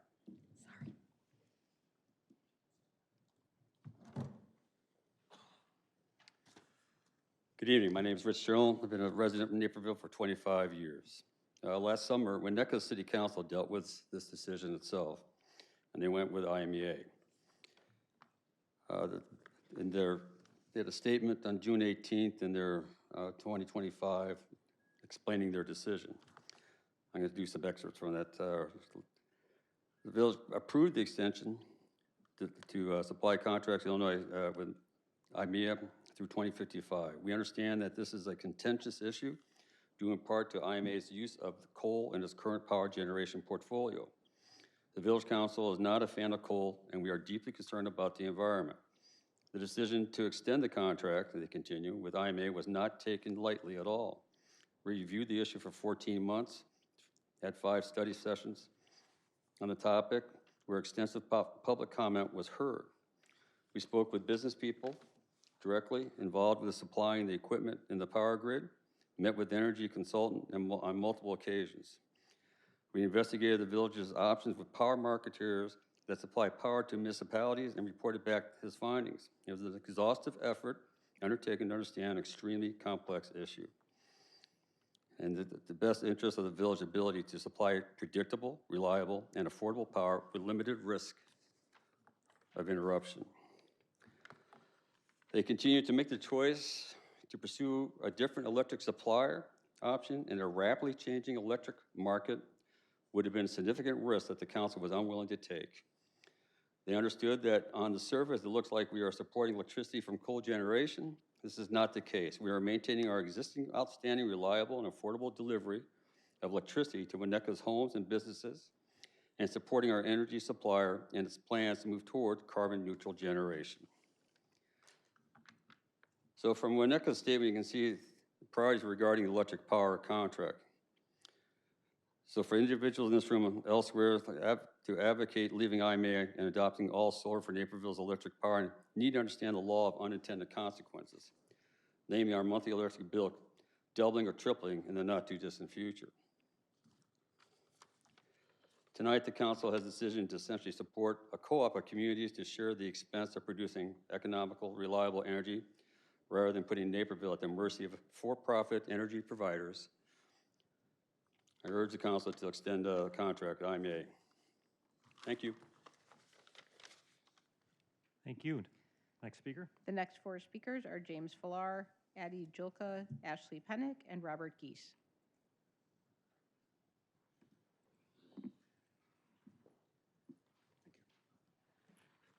Good evening. This plot of pricing from IMEA for the last 10 years. The red sections are transmission fees imposed by the grids. The blue bars represent pricing for energy and bonds. Note the blue bars are lower now than they were 10 years ago. The chart on the left shows hourly pricing in our area. The chart on the right is for January. Note prices reached almost $1,000 per megawatt during the recent storm. Prairie State produces at $35 per megawatt, no matter what the weather. No municipality buys power this way, but Nest tells its followers this is an option for Naperville. This is an index of wind and solar prices released by Level 10 last week. Wind and solar prices are rising unabated. To this day, Nest tells its followers that wind and solar prices are plummeting. At a more local level, per the city, Naperville ratepayers paid 25% less for their power than their ComEd neighbors last year. This trend will not reverse itself. This map shows generating plants surrounding our city. Natural gas plants are blue, nuclear plants are green. It's clear we receive no power from a coal plant. In fact, Naperville's generation is very clean. CEJA requires the shutdown of all fossil fuel plants in Illinois by 2045. Of that, 12 gigawatts of capacity in our area is required to shut down in 2030. That's equivalent to the entire nuclear fleet of Illinois. Less power equals higher prices. In December, the Illinois Power Agency released its Resource Adequacy Report. It stated PJM is expected to experience a capacity shortfall beginning in 2029, and the deficit will widen in subsequent years. This chart from the report shows the capacity shortfalls as indicated at the top of each bar. The term capacity shortfalls is grid speak for blackouts becoming reality. In January, NERC released their long-term reliability assessment. Like the Illinois Power Agency, NERC's report warns that both PJM and MISO are classified as high-risk areas for shortfalls starting in 2029, as shown in red on the table and the map. High risk means shortages, which equals higher prices. Note the two independent reports highlight 2030 as the period of high risk. Coincidentally, should Naperville decide to leave the beneficial embrace of IMEA, this is the exact time Naperville would begin an ill-advised search for a better power supplier. If such an event unfolds, it's likely to be one of the most predictable, slow-motion, economic train wrecks in the city's history. 63,000 families and businesses are counting on you to provide them affordable power. Thank you. Thank you. Next speaker. The next speaker is Addie Julka, followed by Ashley Pennick.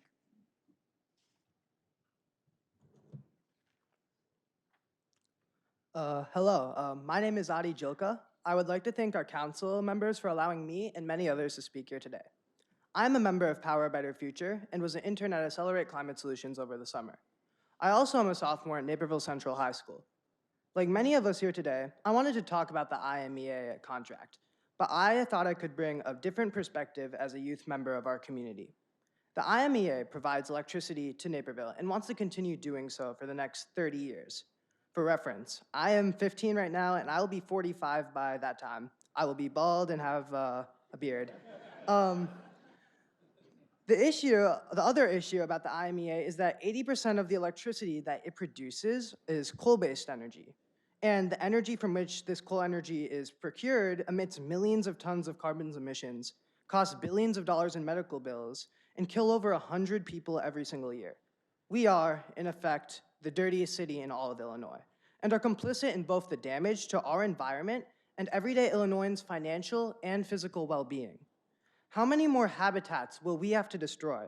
How many more families will we have to put in crippling medical debt, or people will we have to harm to make a change? To the council, before you make your decision today, I would like for you to think about your legacy. The decision you make today will affect people like me and others for future generations. I would like, will you want to be remembered as the trailblazers who changed the trajectory of Naperville's energy, or as the council members who condemned our city to a dark and dirty future? Thank you for your time. Thank you. Next speaker. The next speakers are Ashley Pennick, followed by Robert Geese, Andrea Ramirez, and Stephanie Jacks. Ashley Pennick here. You know I work in restaurants. I had a question asked the other day, the first time ever. A guest asked me, why don't you give a drink menu out to every single person? My response to him was, because you only have a certain number. If you give one out to every single person, we run out. Not everyone wants a drink menu. A menu is only one of many moving parts when operating a restaurant. Some of the moving parts that you deal with are the cost of labor, rent, linens, food, liquor, and equipment if it breaks. I could go on, but these are just some of the moving parts when making a restaurant run. A pamphlet called I-Pencil was written by Leonard Reed in 1958. He was the founder of a free market think tank called FEE, Foundation for Economic Education. It's the first free market think tank established in the United States in 1946. The point of I-Pencil is this. A pencil is at face value is just a pencil. But there are many moving parts, like a restaurant, that build a pencil. You have the wood, eraser, the graphite, the paint, the saw that cuts down the tree. There is no one thing that makes the pencil. It is the combination of everything working together that makes the pencil. I have always been a proponent of free markets, and in the beginning from more of a philosophical perspective. But when I became a restaurant manager, it helped confirm what I had learned and put it into practice. I am not opposed to prices going up and down, but from a business perspective, you want things to be stable. In business, when prices of things constantly change, whether labor, added fees from new regulations, knowing something, the price of it from years on out is phenomenal. Narrow exposure to the market is one of the highlights with IMEA. If we stay enrolled in IMEA, we will only be exposed partially to the market. If we are not enrolled in IMEA, we'll be exposed to market forces 100%. It will go up and down much more drastically. It's the stability. If businesses or homeowners know that the rate of energy is going to remain partly stable, we have budgeting, one of the moving parts. Having some predictability, even if it is not beneficial completely. Another reason why prices go up is because of transmission costs. Transmission costs are the fees charged to transport high voltage electricity in bulk from power generation plants to local utilities distribution substations. Government plays a big role in this. Transmission costs are from added regulation, which create unforeseen costs, but also due to demand users of the system. Much of it added government barriers to entry. This is especially true in restaurants. Lastly, I am a member of Affordable Naperville. Restaurant Week runs until February 8th. Thank you. Thank you. Next speaker. The next speaker is Robert Geese, followed by Andrea Ramirez. My name is Robert Giese. I have been a Naperville resident since 1972 when I graduated from Stanford with a PhD in physics and started a career at Argonne National Laboratory. I'm part of Affordable Naperville because I care about Naperville. I spent most of my 26 years at Argonne in the Energy System Division studying electric utility systems. These systems are very complex, and I could spend an hour refuting Nest's assertion. However, that would get us into the weeds, so I will spend my time indicating what walking away from negotiation with IMEA will cost citizens of Naperville. To manage costs and reliability on peak demand days, utilities join together to help each other. Both ComEd and IMEA belong to PGM, which covers much of the Northeast. Things are projected to get much tighter with PGM and other networks, and costs will go up. The last cold snap challenged the PGM system. The cost for purchasing a daily contract for electricity increased 30-fold, and an hourly contract would have been much worse. IMEA protects us from such swings. Right now, IMEA provides Naperville customers with electricity priced about 25% lower than ComEd customers. If you want to rely on solar and wind, you will most likely have to put up with more frequent power outages. Battery storage is not a panacea either. Batteries provide power for a limited time. If you guess wrong on when to use them, you lose their benefit. Also, current battery technology presents fire hazards that can't be put out with water. The other issue is virtue signaling. That won't accomplish anything positive. IMEA's coal plant will run with or without us. Naperville can't choose where their electrons will come from. Furthermore, those council people who want to leave the contract don't really represent all of Naperville. Everyone I've talked to says it's a no-brainer to stay with IMEA. The people who elected the council people on Nest's side only represent 12% of Naperville. Most people didn't vote in the previous election and didn't even know that IMEA was an issue. They haven't expressed their opinion on leaving IMEA. Right now, Loaves and Fishes has experienced a threefold increase in people using their facilities since COVID. About 25% of Naperville residents qualify for using Loaves and Fishes. Any increase in electricity costs will affect them very much. It's a shame that it's come to this. So the real issue is we have a bird in hand versus totally unknown if we leave. If we leave, present trends indicate costs will be going up with any other supplier, probably fast. There will be overhead costs for Naperville, new staff, legal, and regulations. Furthermore, in 2035, the loan will be paid off, lowering our energy costs. Transmission is a red herring. Any option will probably be subject to similar transmission costs. We haven't even asked IMEA to counsel to Naperville citizens. Let's continue to negotiate. Thank you. The next speaker is Andrew Ramirez, followed by Stephanie Jacks, Dick Furstenau, and Don Heller.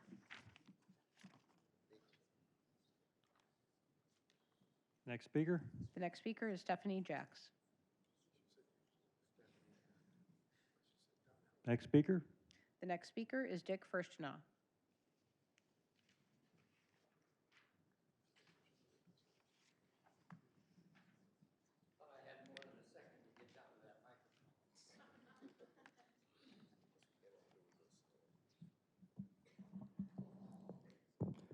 Hello, Council and Mayor. My name is Dick Furstenau. I've been in town since 1977. That figures out close to 50 years.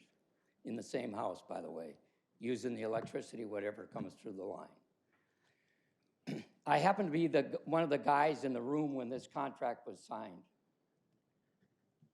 And we went through everything that we could. And I would say that we made one mistake, and we didn't get enough say that was a mistake in that contract. But going with IMEA was not a mistake. I'm going to tell you, and you've probably heard this, but in 24 and 25, China is the biggest leader in electricity. They are the most electrified country in the world right now. And you know why? They built 100 of those coal plants in both years. So that's 200 plants they built there, and they're using coal. That's how it works. And they are the most electrified country in the world right now.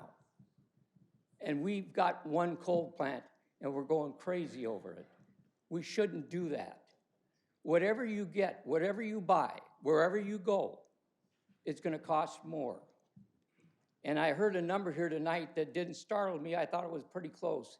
And that was the number of how much we've already invested in that plant. And if you don't believe that number, you should talk to Krager there. He can give you the answer. He's got the answer. He knows how much they've spent, how much Naperville has spent. And it's not been cheap either, by the way. We invested a lot, and you're going to walk away from that and have no partner. And I talked about this a while back, and the one thing that you cannot do, when I go flip my switch, the light needs to go on. And what the route you're taking, I'm not too sure that's going to happen. But if you stick with the coal, and you may even have to expand that plant in the future. I don't know for sure. I'm not a guy with all those numbers, and I don't spend that much time on it. But I can tell you that I was a purchasing chief officer at Lucent up here in AT&T Western Electric in the Bell Laboratories for the last 10 years of my career with that outfit. And I was responsible for procurement of everything that AT&T bought in this country west of the Mississippi River. And it was billions of dollars, negotiated numbers of contracts before. And as far as I'm concerned, if we walk away from IMEA, we have no basis with anybody. These guys we've known for years. These guys want to supply us. These guys came through for us when we asked them. They built the power plant down there while we waited. I wasn't too sure it was going to get built, but it happened. You cannot. Speaker's time is up. Thank you. Thank You you. cannot Next leave speaker. IMEA. Thank you. The next speakers are Don Heller, followed by Marilyn Schweitzer, Judith McGowan, and Greg Hubert. Thank you, everyone, for this opportunity. My name's Don Heller, 27-year Naperville veteran resident. But I'm not going to touch upon environmental issues, but two factors that jumped out at me is both cost effectiveness, financial impact to the actual consumer, the citizens of Naperville. My own experience with public involvement, for 32 years, I was with the federal government. We promulgated multi-million-dollar environmental decisions. I've spoken in public hearings, much larger auditoriums than this, with much larger hostile crowds. One thing we made a point of for key decisions which profoundly impact members of the community is we tried to, as much as possible, to fully inform them. We issued public notices, full statement of basis that fully weighed cost effectiveness and pros and cons of each alternative. We allowed a public comment period. I've sat in front of hundreds of hostile people with this, but we fully informed the public before final decisions were issued. It's kind of a surprise to me, if not for some of my church friends who are with Affordable Naperville, I didn't even know this wasn't an issue coming up. I did look at one thing on a website that apparently there was a FOIA request for kilowatt hour per unit costs for some of the green energy alternatives, and I was appalled. Apparently it was mostly black. It was redacted? Why? I mean, if in the work I've done, if we had gone to the public with a document like that, see, there's an officer here, we would have needed, in the public hearings we did, we would have needed police assistance. So to me, I think the council has a responsibility to fully inform the public for whether the green alternatives are staying with IMEA, to weigh the pros and cons in easy language to understand what the cost per consumer would be. And again, it's no secret that increased energy costs would profoundly affect the pocketbooks of all the residents, because not every Naperville resident lives in a 5-bedroom house or pulls in a 6 or 7-digit annual income. So before making any decision, I would charge the council to more fully inform the public in easy to understand language, including all the cost alternatives, and for like the green alternatives, what factor public funds subsidies play with them, for them. Thank you very much for your opportunity. Thank you. Next speaker. The next speaker is Marilyn Schweitzer, followed by Judith McGowan. Good evening, Marilyn Schweitzer. And it may be February 3rd, but it really feels like Groundhog Day to me. For years, even before IMEA came out with an early renewal contract, A large constituency in Naperville had been requesting that the city investigate alternatives to IMEA or changes to future IMEA contracts. Those requests were largely ignored until IMEA proposed an early renewal contract. In opposition to that agreement, without adequate exploration of alternatives, became intense. I'm glad that the council finally hired a consultant. I'm glad the PAUB had a chance to weigh in, and I really liked the minority vote on the PAUB view.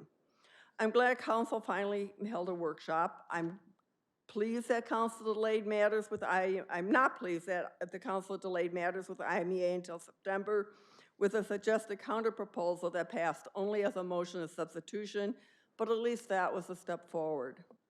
And tonight, here we are again, without a firm counteroffer and without a firm plan to move on. Just more vagaries. Enough waffling, it's time to move on. Based on Mr. Groth's comment during the council Q&A, Naperville has about 2 or 3 years to explore alternatives. So please don't simply vote yes to hold off on negotiating a 9-month-old expired successor contract. Vote yes to explore seriously options other than IMEA with firm commitments and a clear plan, something that many in the community has been advocating for many years. Thank you very much. Thank you. Next speaker. The next speaker is Judith McGowan, followed by Greg Hubert, Julie Berkowitz, and Jimena Argueta. Good evening. I'm here to urge the council to continue negotiations for extension of the IMEA contract and secure the energy sources, pricing, and infrastructure that IMEA provides to Naperville as we move into a period of volatility in the decades to come.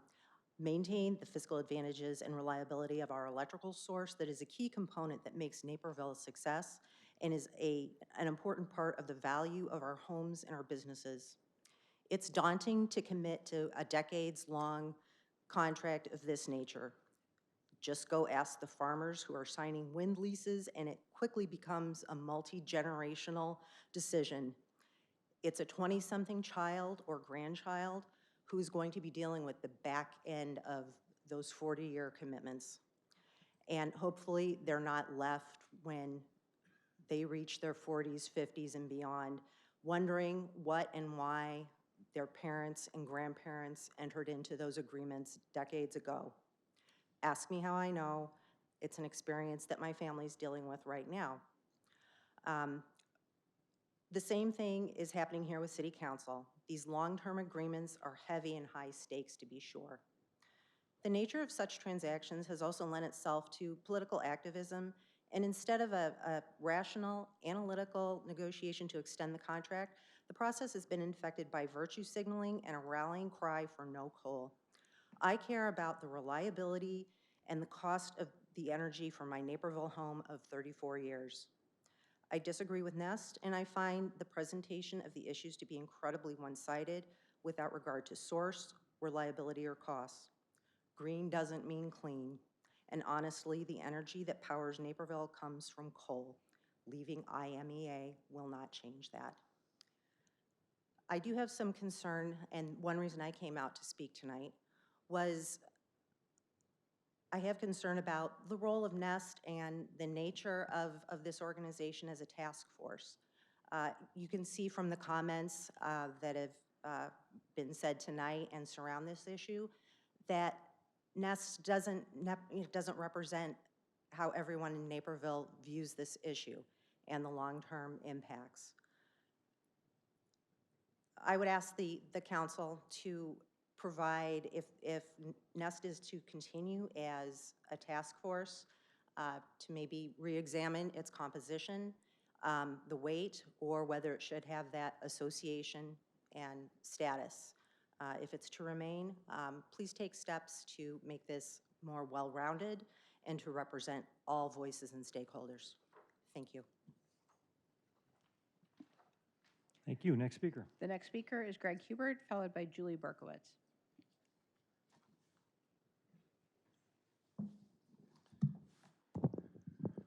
Good evening. As a Naperville resident, I've tracked IMEA since 2018. Prior to Nest, with Nest and now as co-founder of Clean Energy Naperville, where we continue to share our findings online. Please keep the word trust in mind. I'll return to it in my conclusion. IMEA is a unit of local government responsible for our public dollars. And here are some events in my IMEA journey. At a summer 2019 IMEA board meeting, I heard leadership say that contract extensions might soon be necessary.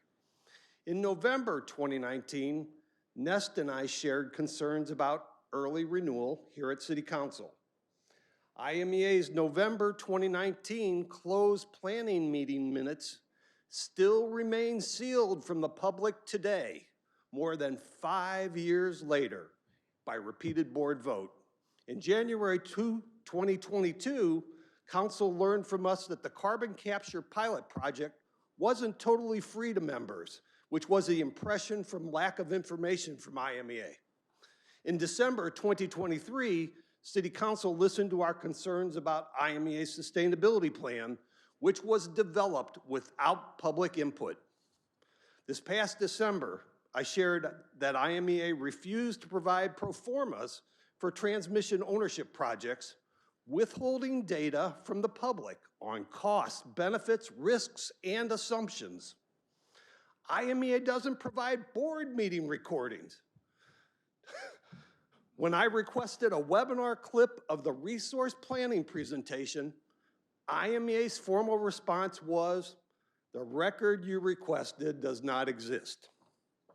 WTF. Did you know we can't see the market sales revenues since they're buried in net expense accounting? While legal and audited, this also blocks public understanding. And back again to 2007, months after we signed our contract, IMEA signed the Prairie State Owners Agreement with a confidentiality section which is used to withhold planning and financial reports from the public who pay the bills. Sure looks to me like IMEA has forgotten about the public and public power and that principle of trust but verify. It's now 2026. We see widespread community concerns and misinformation too.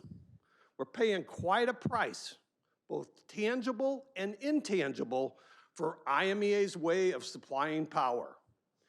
It's time to seek out options for our Naperville way. Thank you.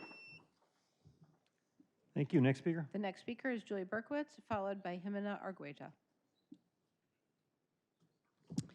Good evening. I serve as a Will County board member and Forest Preserve Commissioner for Will County. My name is Julie Berkowitz. I live in South Naperville in District 10. I come before you tonight as elected officials. One of your most important responsibilities is public safety and the welfare of businesses and the residents that call Naperville home. A component of this includes critical energy resources, which allow us to achieve the highest standard of living here in Naperville. When my family first moved to Naperville over 30 years ago, the electric grid was strained. There were frequent power outages, which unfortunately became a common occurrence. The continued growth in Naperville presented many, many challenges for the city.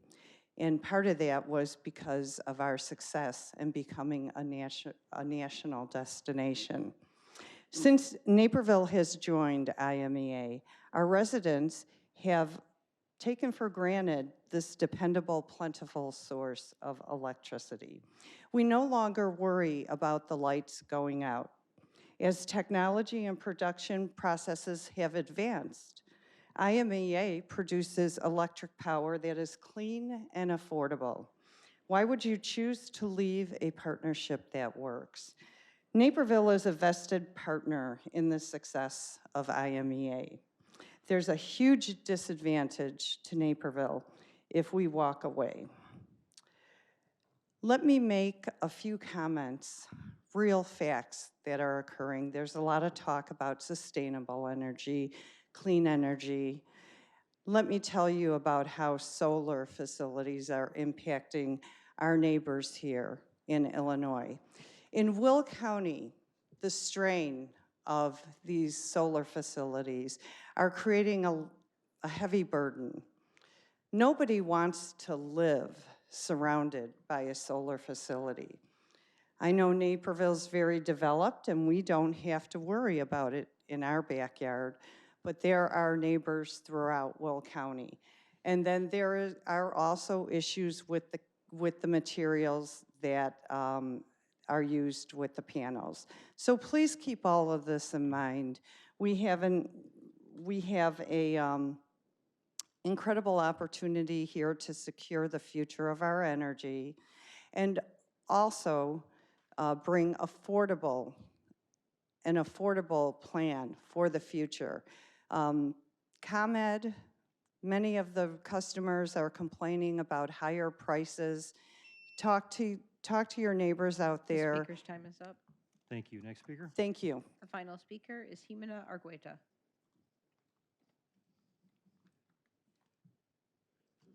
Good evening, Mayor and Council members. My name is Jimena Argueta, and I'm a senior at Waubonsie Valley High School and a volunteer and previous intern at Accelerate Climate Solutions. This past summer, I was one of the many local youth who came together under the youth-created organization Power a Better Future to petition to reject the IMEA contract and advocate for Naperville to commit to a climate action plan.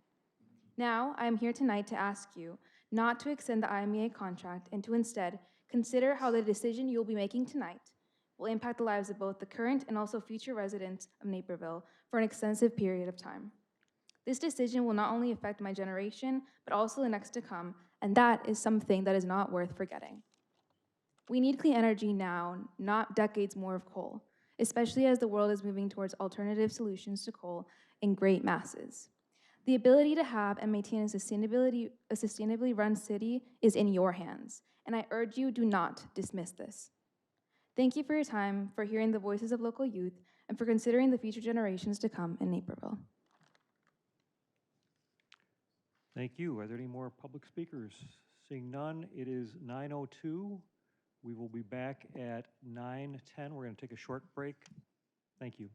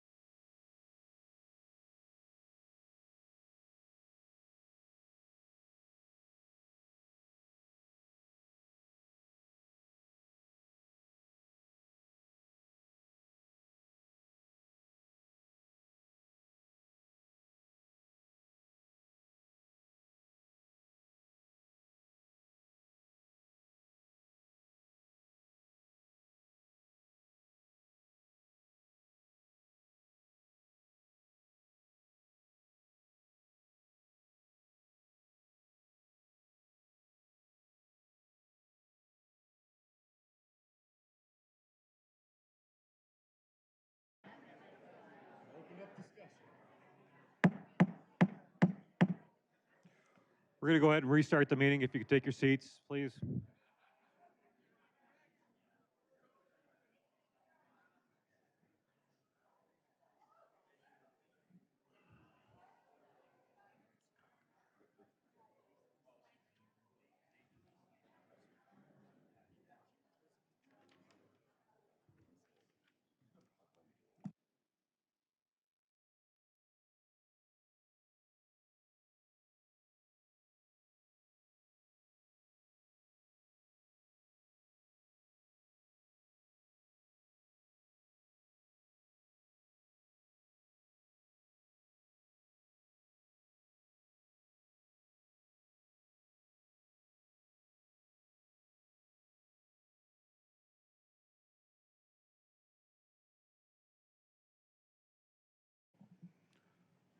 Okay, council, public forum is concluded. We can now begin deliberations. Councilman Hauser. Thank you, Mayor. First, I wanted to thank every single speaker who came out here tonight. I listened to your comments closely, I took notes, and I can honestly say that I believe that every single speaker who came out here tonight did so in good faith, making good points, you know, believing in their cause, and that's something we can be proud of as a community. And it's very different than talking on social media to actually come out and face your neighbors on an issue like this. It says something. This is an issue with a lot of strong opinions, some emotions, and honestly, it can be easier sometimes to tune out people we don't agree with than to try to find some common ground. I'd ask that regardless of whether you think you agree with my prior comments on this, that you give me a few minutes to share some areas where I think we as a community can find common ground. So the first area where I think we can find common ground is on a defined term, and that term is base load capacity.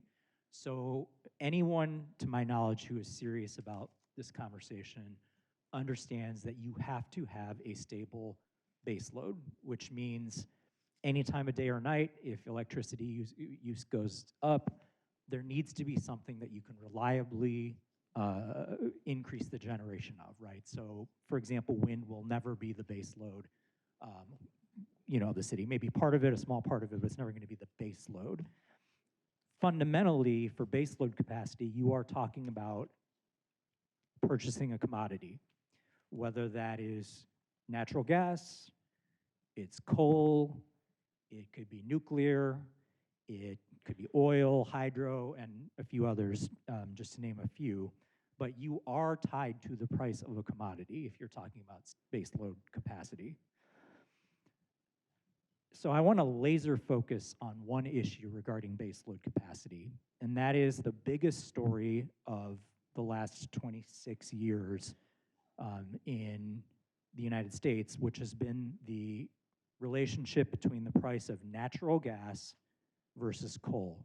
So if you go back to the early 2000s, this is a time where nobody foresaw the fracking boom that was going to happen in North Dakota.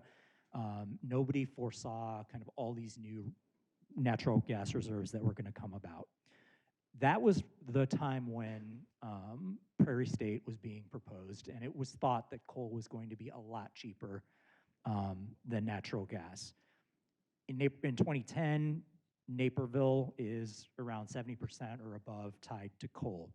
So heavily dependent on the price of that commodity. And what happens with fracking, with all the changes that happen in the energy markets, natural gas rapidly goes down in price.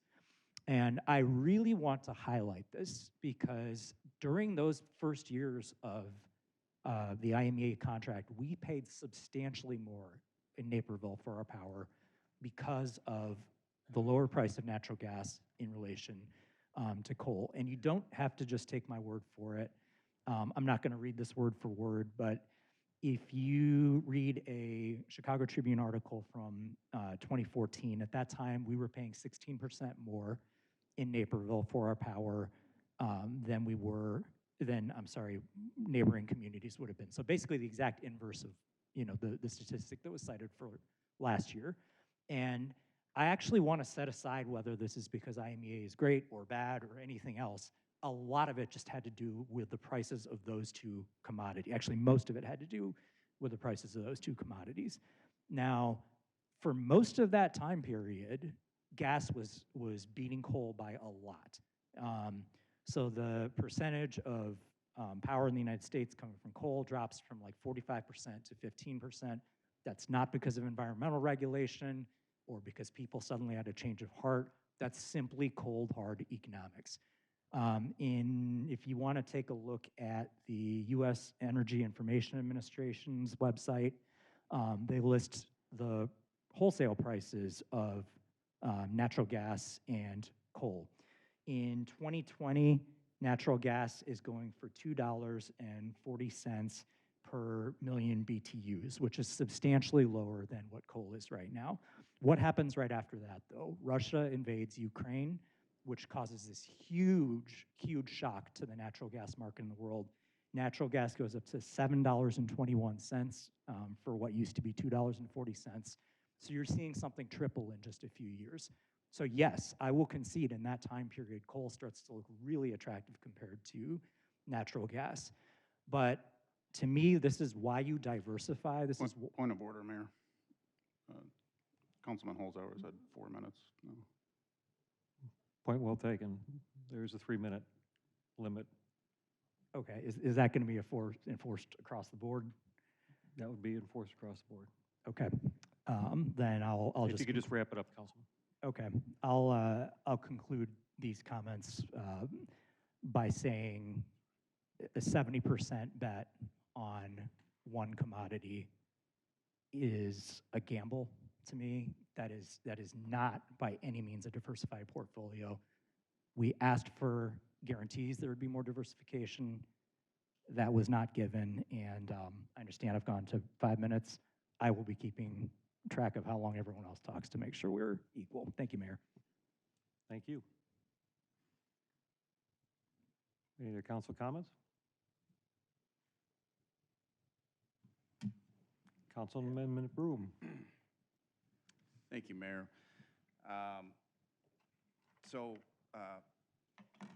You know, we all have full-time jobs. We're part-time city council members. We hired experts, industry experts to advise us on our options. And, you know, Councilman Holzhauer, all due respect, you're not an expert. I'm not an expert. I could argue I've probably put more hours into this than most of my colleagues up here. I'm not an expert on it, so appreciate the commentary. I think we should be listened to our paid experts. So one comment about a particular speaker tonight, Mr. Doyle. I appreciated the honesty, and so much of this conversation has not been honest, and he actually gave us some great honesty. He mentioned that in the election, the individuals who had the least priority put on cost of energy got the most votes. I think that's probably true. And then the candidates that put the highest priority on cost lost their election. And then he inferred that this vote should be political. So out of the 12% of people that vote in town, a majority of those voted for higher energy costs. And so that's how the vote should end up being. So if I think what's going to happen tonight is going to happen, I just want you to know the opposite is happening. Okay, so with renewal of the IMEA contract, we have an MDR option. We have the quotes on carbon-free energy for 20% of our peak load, which is 50% of our total load. They're confidential. I'm just going to tell you, they're substantially higher. So council tonight has the opportunity to add carbon-free resources to our portfolio and raise everybody's rates. So that option's available tonight. I don't know if that's going to happen. We'll see. So, you know, I think a motion's going to happen. I'll have an opportunity to kind of chime in on what I think should be taking place. But I do think that we've seen a little bit of a shift in education. I think that a lot of what I think is propaganda that has been put out has been debunked. You know, somebody mentioned the MDR doesn't reduce carbon emissions. The other thing that doesn't reduce carbon emissions is us leaving IMEA. So I think people are starting to understand how the grid works. So I'll save my rest of my comments for further discussion when there's a motion here. Councilman Wilson? Thank you, Mayor. I guess a quick thing, JC's does a snow shoveling program. A guy I shovel snow for is homebound. One of the things he had messaged me about was his concern for, he says, I can't come to council meetings, but please vote to stay in IMEA. I'm homebound. I'm on a fixed income, limited resources. Cost is important to me. The other one, I guess, would be directed at Joe Haas comparing the $35 megawatt hour. I presume that slides for me because he had emailed me asking where I got that number from. Nest, during some of their presentations, cites Lazard. When they presented directly in Lazard, I have it in front of me, happy to share it later. The cost of generation when IMEA came here to speak to us said it was between $30 and $35. This aligns with what Lazard has for existing coal builds. Where I get that number from is the production expenses divided by how much energy is produced. Looked at another example from Sherborne County, which is public available data, filed in FERC. That similarly is 2991 megawatt an hour. So this aligns well. I'd be happy to cite other sources, other counties which do coal generation. The problem with their analysis is that they include things like transmission costs, which it doesn't make sense to do that because they vary and they're out of our control. With the MDR, we would get RECs. It's physically impossible to get, unless you're not living on the grid, for those that aren't aware, it's physically impossible to get directed energy from a solar field, for example, to us because we get energy from the grid. And then I guess circling back to, you know, folks that say we're a wealthy community, we can afford it, et cetera, et cetera. I mean, feel free to subsidize those that are going to get the increased costs. So those are my comments. Thank you, Mayor. Thank you. Councilman Kelly? Thank you, Mayor. Yeah, appreciate everybody coming out. It's been a long road, like Marilyn mentioned. This has been 6, 7, 8 years in the making to get to this point. And a lot of us have talked a lot about it. I've had comments in the past already. I don't really feel the need to regurgitate everything, but I took some notes while some of the speakers presented tonight and just wanted to hit a few high-level points as to why I'm thinking the way that I'm thinking tonight. And I kind of categorize them into things that we know for certain, some things we don't know for certain, looking back and looking forward. Some things that we know, I think, that we can all agree on with certainty is that and probably everybody in this room knows it, but just for the public who might be watching, the contract we are currently in has 9 more years on it, no matter what we do tonight. That's locked in. Nothing's going to change in terms of source or in terms of cost. The cost might go up or down depending on certain factors, but it's not going to be a result of any council vote tonight. That cost won't be impacted. The reliability also is not going to change, quite frankly, for the next 9 years or beyond that. When we talk about turning on the lights, making sure the power comes on, that's a result of our municipally owned electric utility and PJM grid operator, not a result of where we buy our electrons from, whether that's IMEA or somewhere else. What we don't know about, in my opinion, some important things that we still don't know are the source or cost of IMEA's energy post-2035. It's not in the contract. We all know that. Any future potential bonds, we've heard talk about, well, the bonds will be paid off for the coal plant. That's probably true, but we don't know what will come after that. Either there could be carbon capture we heard a reference to. That would be $1 billion project at least. Or if the coal plant does get decommissioned, they'll have to do something new. There will have to be some generation, right? So it's not as if the costs are just going to go away. CEJA may remain in place. It may not. It may be modified. It may be sped up. It may be delayed. We'll have at least one new president before this contract comes up. New technologies may come in. Supply and demand might change. We've heard a lot just recently, obviously, the data center here in Naperville. The prevailing theory is demand is going to spike, supply is going to have a hard time keeping up. And we don't know that for sure, right? The chips may change. I listened to an interview on Bloomberg today with a utilities analyst who had the contrarian view that demand is actually going to supply will outweigh demand over the next 10 years for a variety of factors. If you just look at the math of projects in the grid coming up versus what data centers are actually going to need, we don't really know. Looking back, Councilman Holzhauer stole some of my comments about entering into this contract when it first happened. Natural gas was volatile, felt like a lot of risk. I understand why it was done. Nuclear was not an option. Now nuclear is an option. Things have changed in that regard. I think over the life of the contract, it's pretty clear IMEA was more expensive. Right now, I think it's pretty clear IMEA is a little cheaper. It just seems to change over time. We don't know how that's going to play out over the next 10 years, let alone after 10 years, 20 years after that. So I try to figure out where am I going to be looking forward, knowing that, in my opinion, any prediction as to costs in 2035, you've got to take that with a very large grain of sand.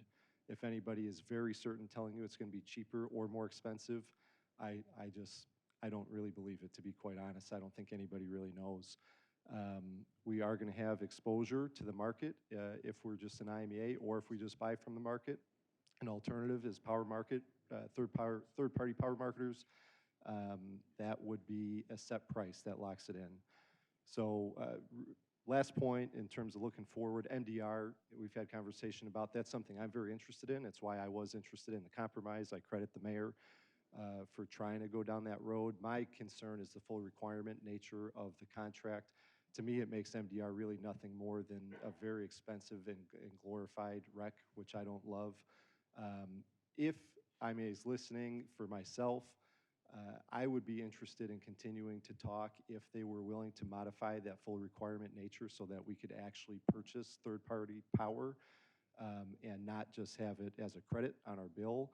I don't know that the rest of the council is there through conversations that I've had, and so I don't think we have a really cohesive, coherent. Councilman, you can wrap it up. I will wrap it up, yeah, position. And so I don't really see how we can direct staff to negotiate to the point in the agenda item.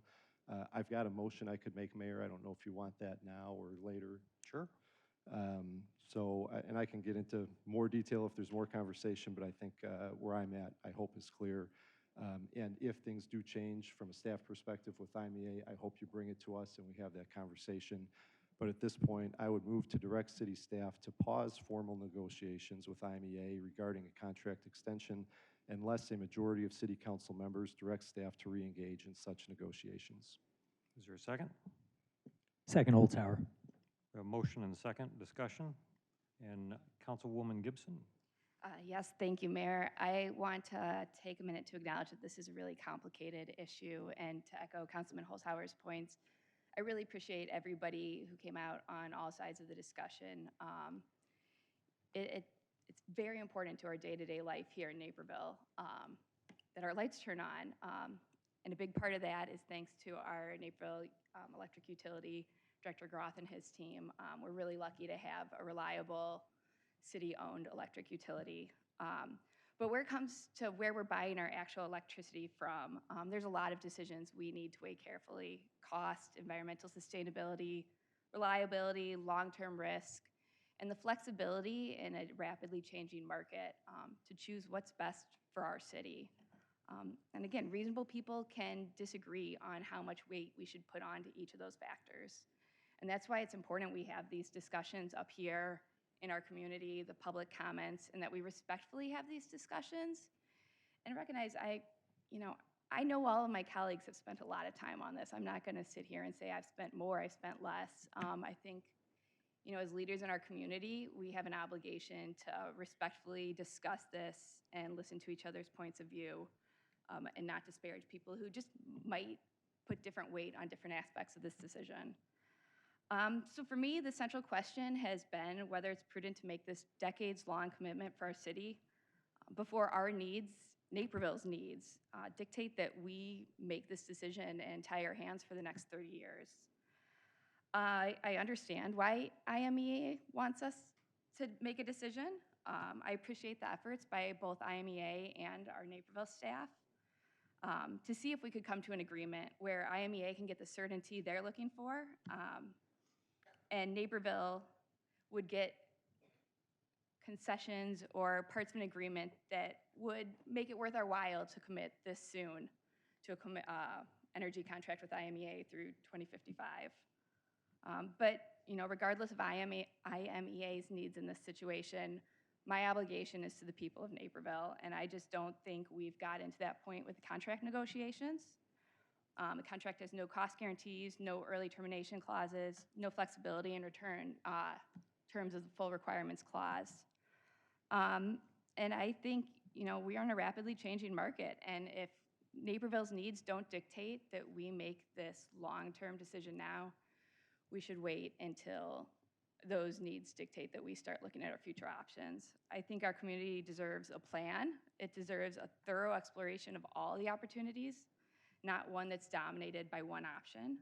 And for those reasons, I think we should pause. I agree with Councilman Kelly's motion. I think, we'll look to staff over the coming years. The Q&A had some answers on the timeline we're looking at. But I think this discussion should be done in a thorough way that explores all our opportunities on a timeline that makes sense for us, the people of Naperville. Thank you. Well, in my experience, I've learned that negotiation and patience and compromise aren't signs of weakness. They're how you get lasting, meaningful results when you have a strong bargaining position. And I don't see what we gain by walking away now. If we stop negotiations or discussions, let's just talk about discussions with IMEA, we effectively lock ourselves and future councils into our current generation mix and cost structure for nearly the next decade with no possibility of a change. That limits Naperville's ability to reduce costs, adopt cleaner technology, and respond to a rapidly changing energy landscape. That's just the simple truth, folks. There's been a lot of discussion about issuing an RFP and bidding out the role of IMEA considering the size of the contract. That would likely occur in 2029 at a time when the recent Illinois Power Agency study, just released back on December 15th, said that the PJM interconnection is expected to see a capacity shortfall. We're in that PJM zone. Hoping we have responsive bidders to an RFP during that time could be very difficult. Just take, for example, the recent RFP for carbon-free member-directed resources. Well, this RFP we issued was much smaller than a full requirements power supply contract. The results were disappointing.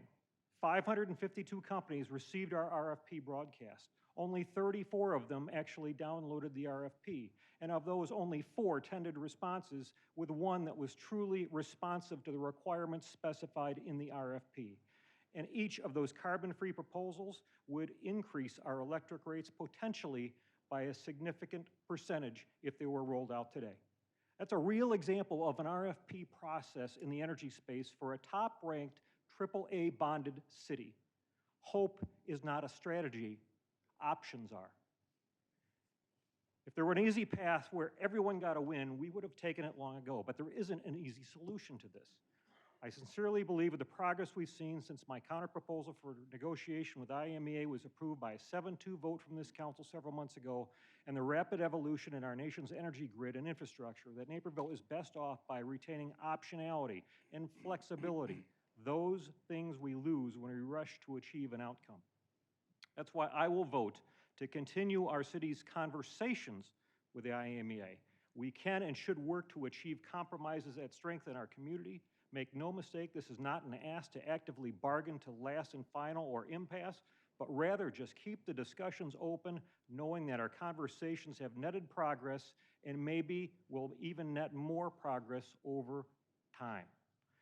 By keeping those conversations open and working in good faith, we can keep fighting for real change and outcomes that secure affordability and our local economy, improve environmental sustainability, and maintain the high reliability our electric utility is known for that families and businesses rely on. The best way to achieve a balanced resolution of affordability, reliability, and sustainability is to keep working at it and not to close the door on a decision that affects our largest operational cost for the next decade. I'll always work to improve this city. I always stand up for the families and businesses who trust us to secure the best possible deal on their behalf. Councilman McBroom. Thank you, Mayor. You know, I appreciate Councilman Kelly's kind of softening of the language of the agenda item, and kind of softening the posture of this, a lot of what this conversation has been. You know, when you understand markets and you understand how the grid works, we're not in a leverage position. The IMEA members, and we pretend like there's some big company that's coming after us trying to get our business. These are communities that we've been in business with for a long time, who are asking us if we want to have a seat at the table during a seismic shift in renewables and commitments to get to net zero in 2050. I've heard people call IMEA attorneys salesmen. There's been accusations of deception. And so I do have a real concern that we're teetering on burning a bridge. If I was another one of these communities and I saw some of these meetings, I might tell Naperville to go pound sand. They certainly have a financial incentive to do so. But, you know, we got a letter from Kevin Gaden who's retiring soon from IMEA, super professional. I mean, I think the employees who are our employees, they work for us. I think they're professional, and I think that they are going to continue to serve our needs, even if we tell them that we're not going to work with them in the future. They made a commitment to us. So, you know, I do think the motion, however, is a kick the can a little bit. You know, you guys all read the same information we did. Energy shortages are coming in 2029, 2030.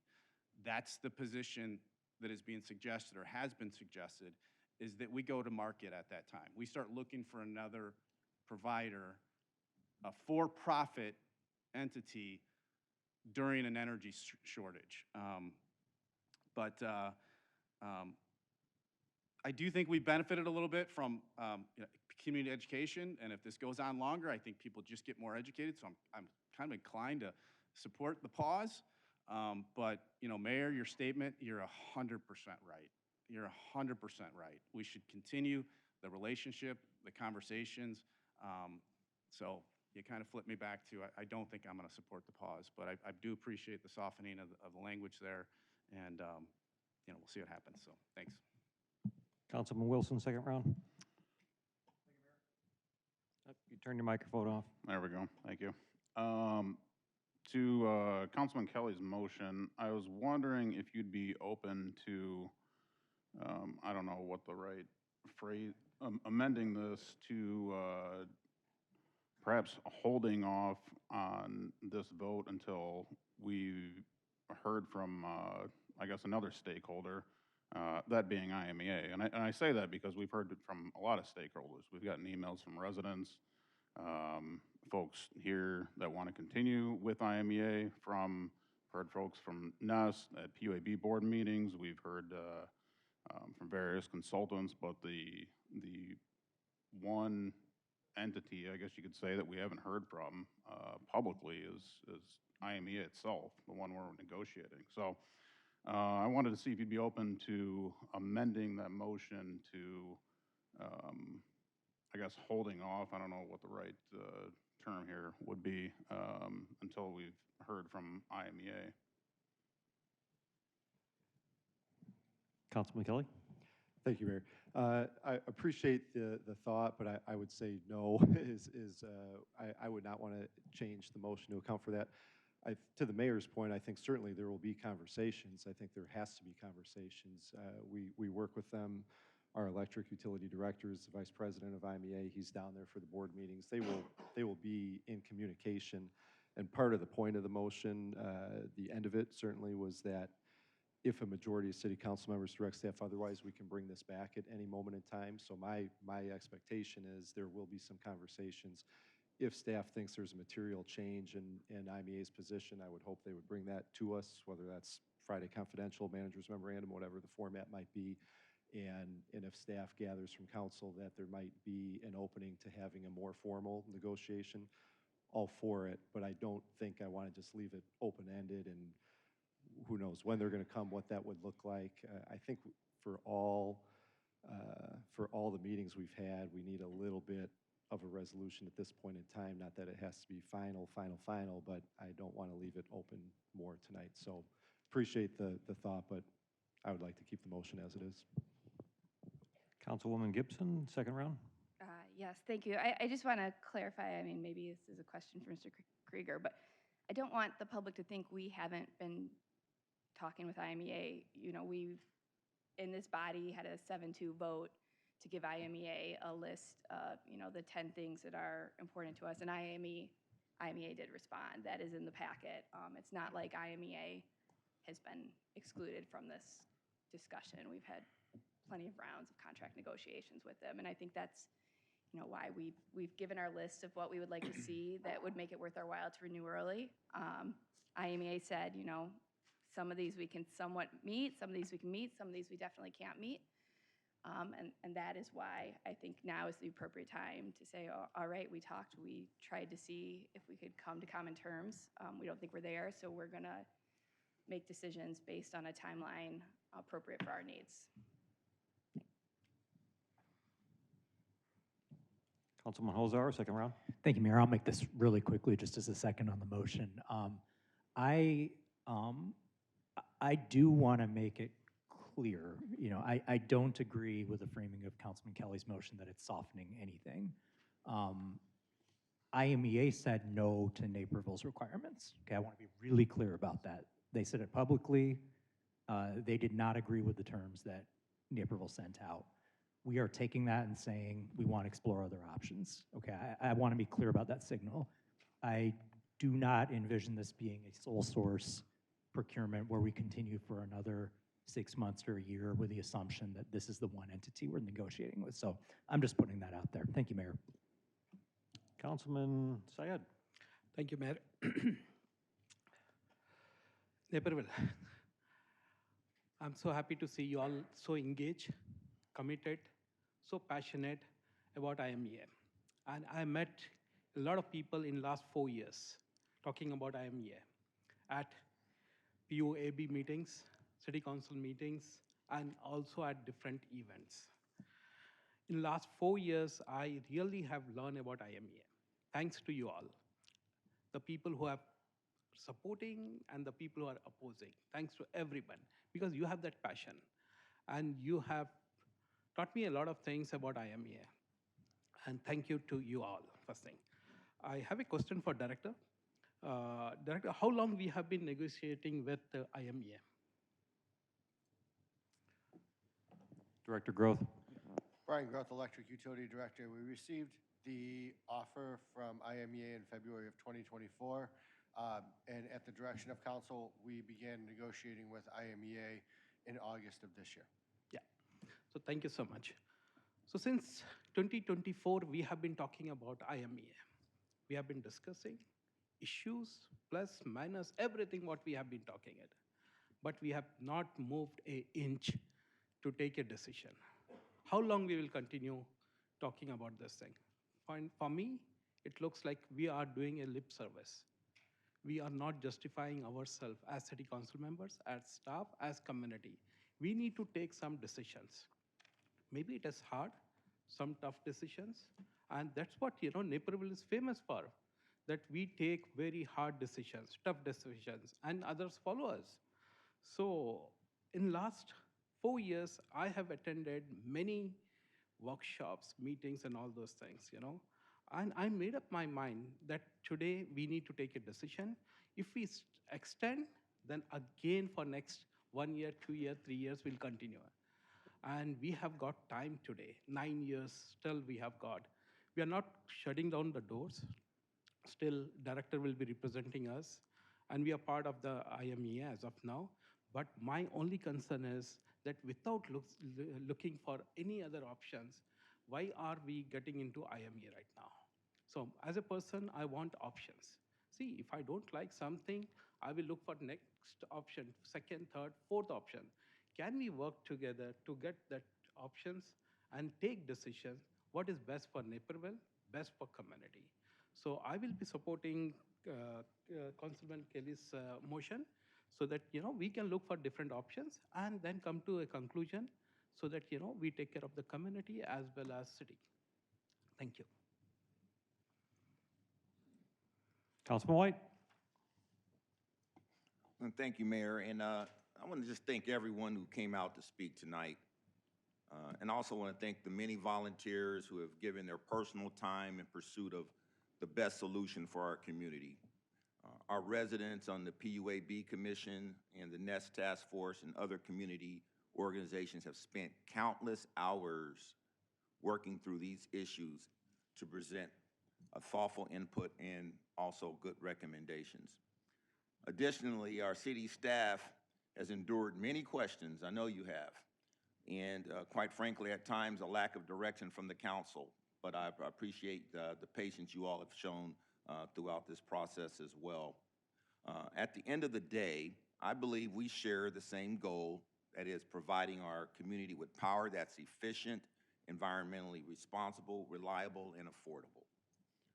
Since this process began, we have been inundated with data, opinions, and forecasts projecting 20 to 30 years into the future.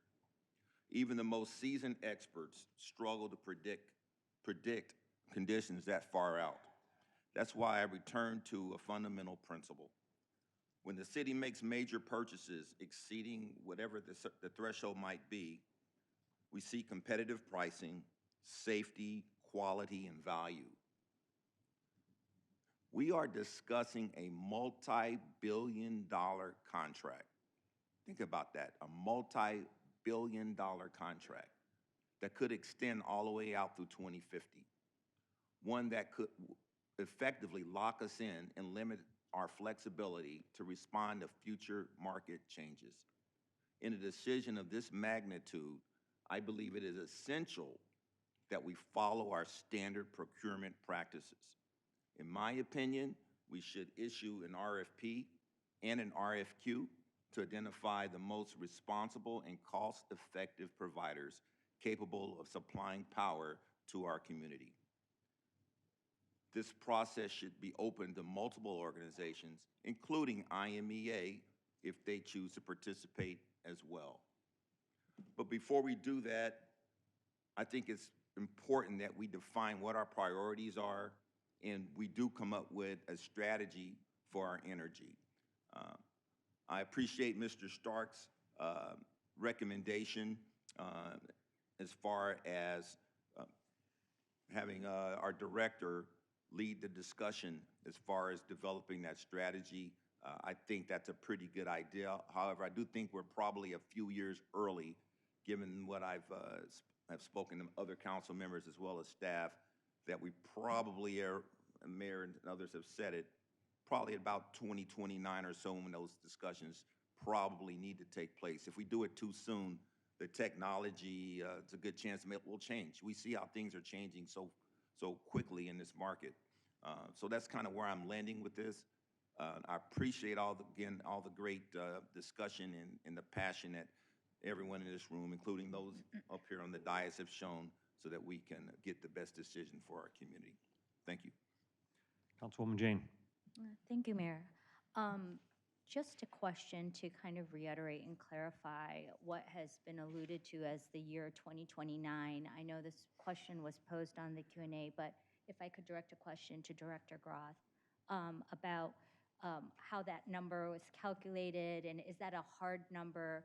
Should you monitor trends and feel concerned that it may be going in a direction where, prices are much higher? Might you suggest that we should start looking earlier? Could that scenario play out? Director Groth. Brian Groth, Electric Utility Director.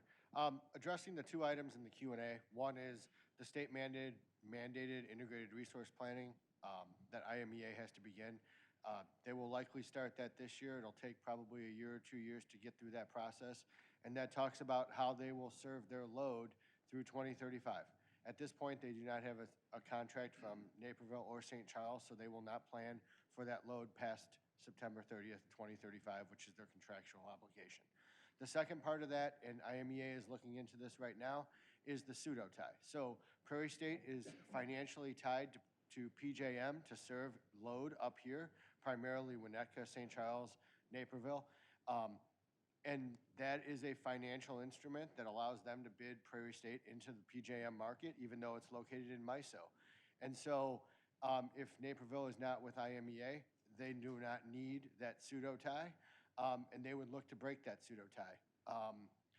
It's not exactly clear as to what timeline is. I've heard 6 to 7 years be thrown around, but that's not based in anything other than what people remember when they got the pseudo ties in place to serve us.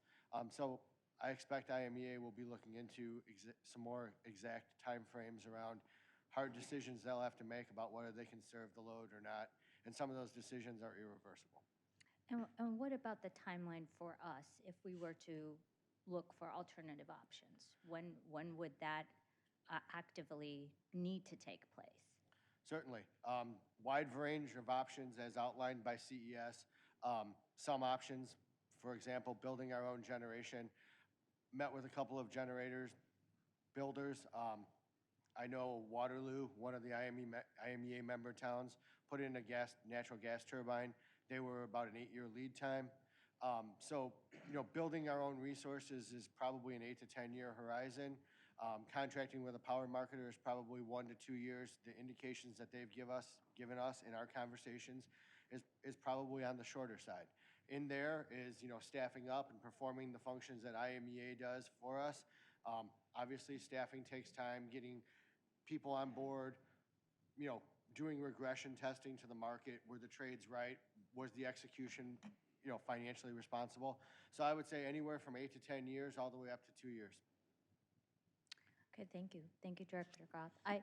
I ask this questions because I think that timeline contextualizes the pause. Like what do we mean by the pause, and how long do we hold the pause, and then will staff be alerting us to a point where council will need to perhaps by majority bring the discussion back? I think those are some logistical questions that I have on the process, but I also believe there's a part of the discussion that may not have touched on costs with ongoing discussion, meaning the time it's taking our staff to keep engaging in these discussions hasn't been something that's been referred to. I think the pause allows us to let it sit for a little bit and then possibly look at alternative options and bring it back in a more timely fashion. So it's just a few points that I wanted to bring up. Okay, Councilman Kelly, do you want to repeat your motion? Actually, you've hit your third, so you've exceeded your. Councilman Kelly, repeat your motion. Just restate the motion? Yes, Sure. Please. Okay. Thank you, Mayor. I move to direct city staff to pause formal negotiations with IMEA regarding a contract extension unless a majority of city council members direct staff to re-engage in such negotiations. Okay, we have a motion and a second. Roll call. Holzhauer, Aye. Jane, Yes. Kelly, Aye. McBroom, No. Syed, Aye. White, Aye. Wilson, Nope. Worley, No. Gibson, Aye. Motion passes 6-3.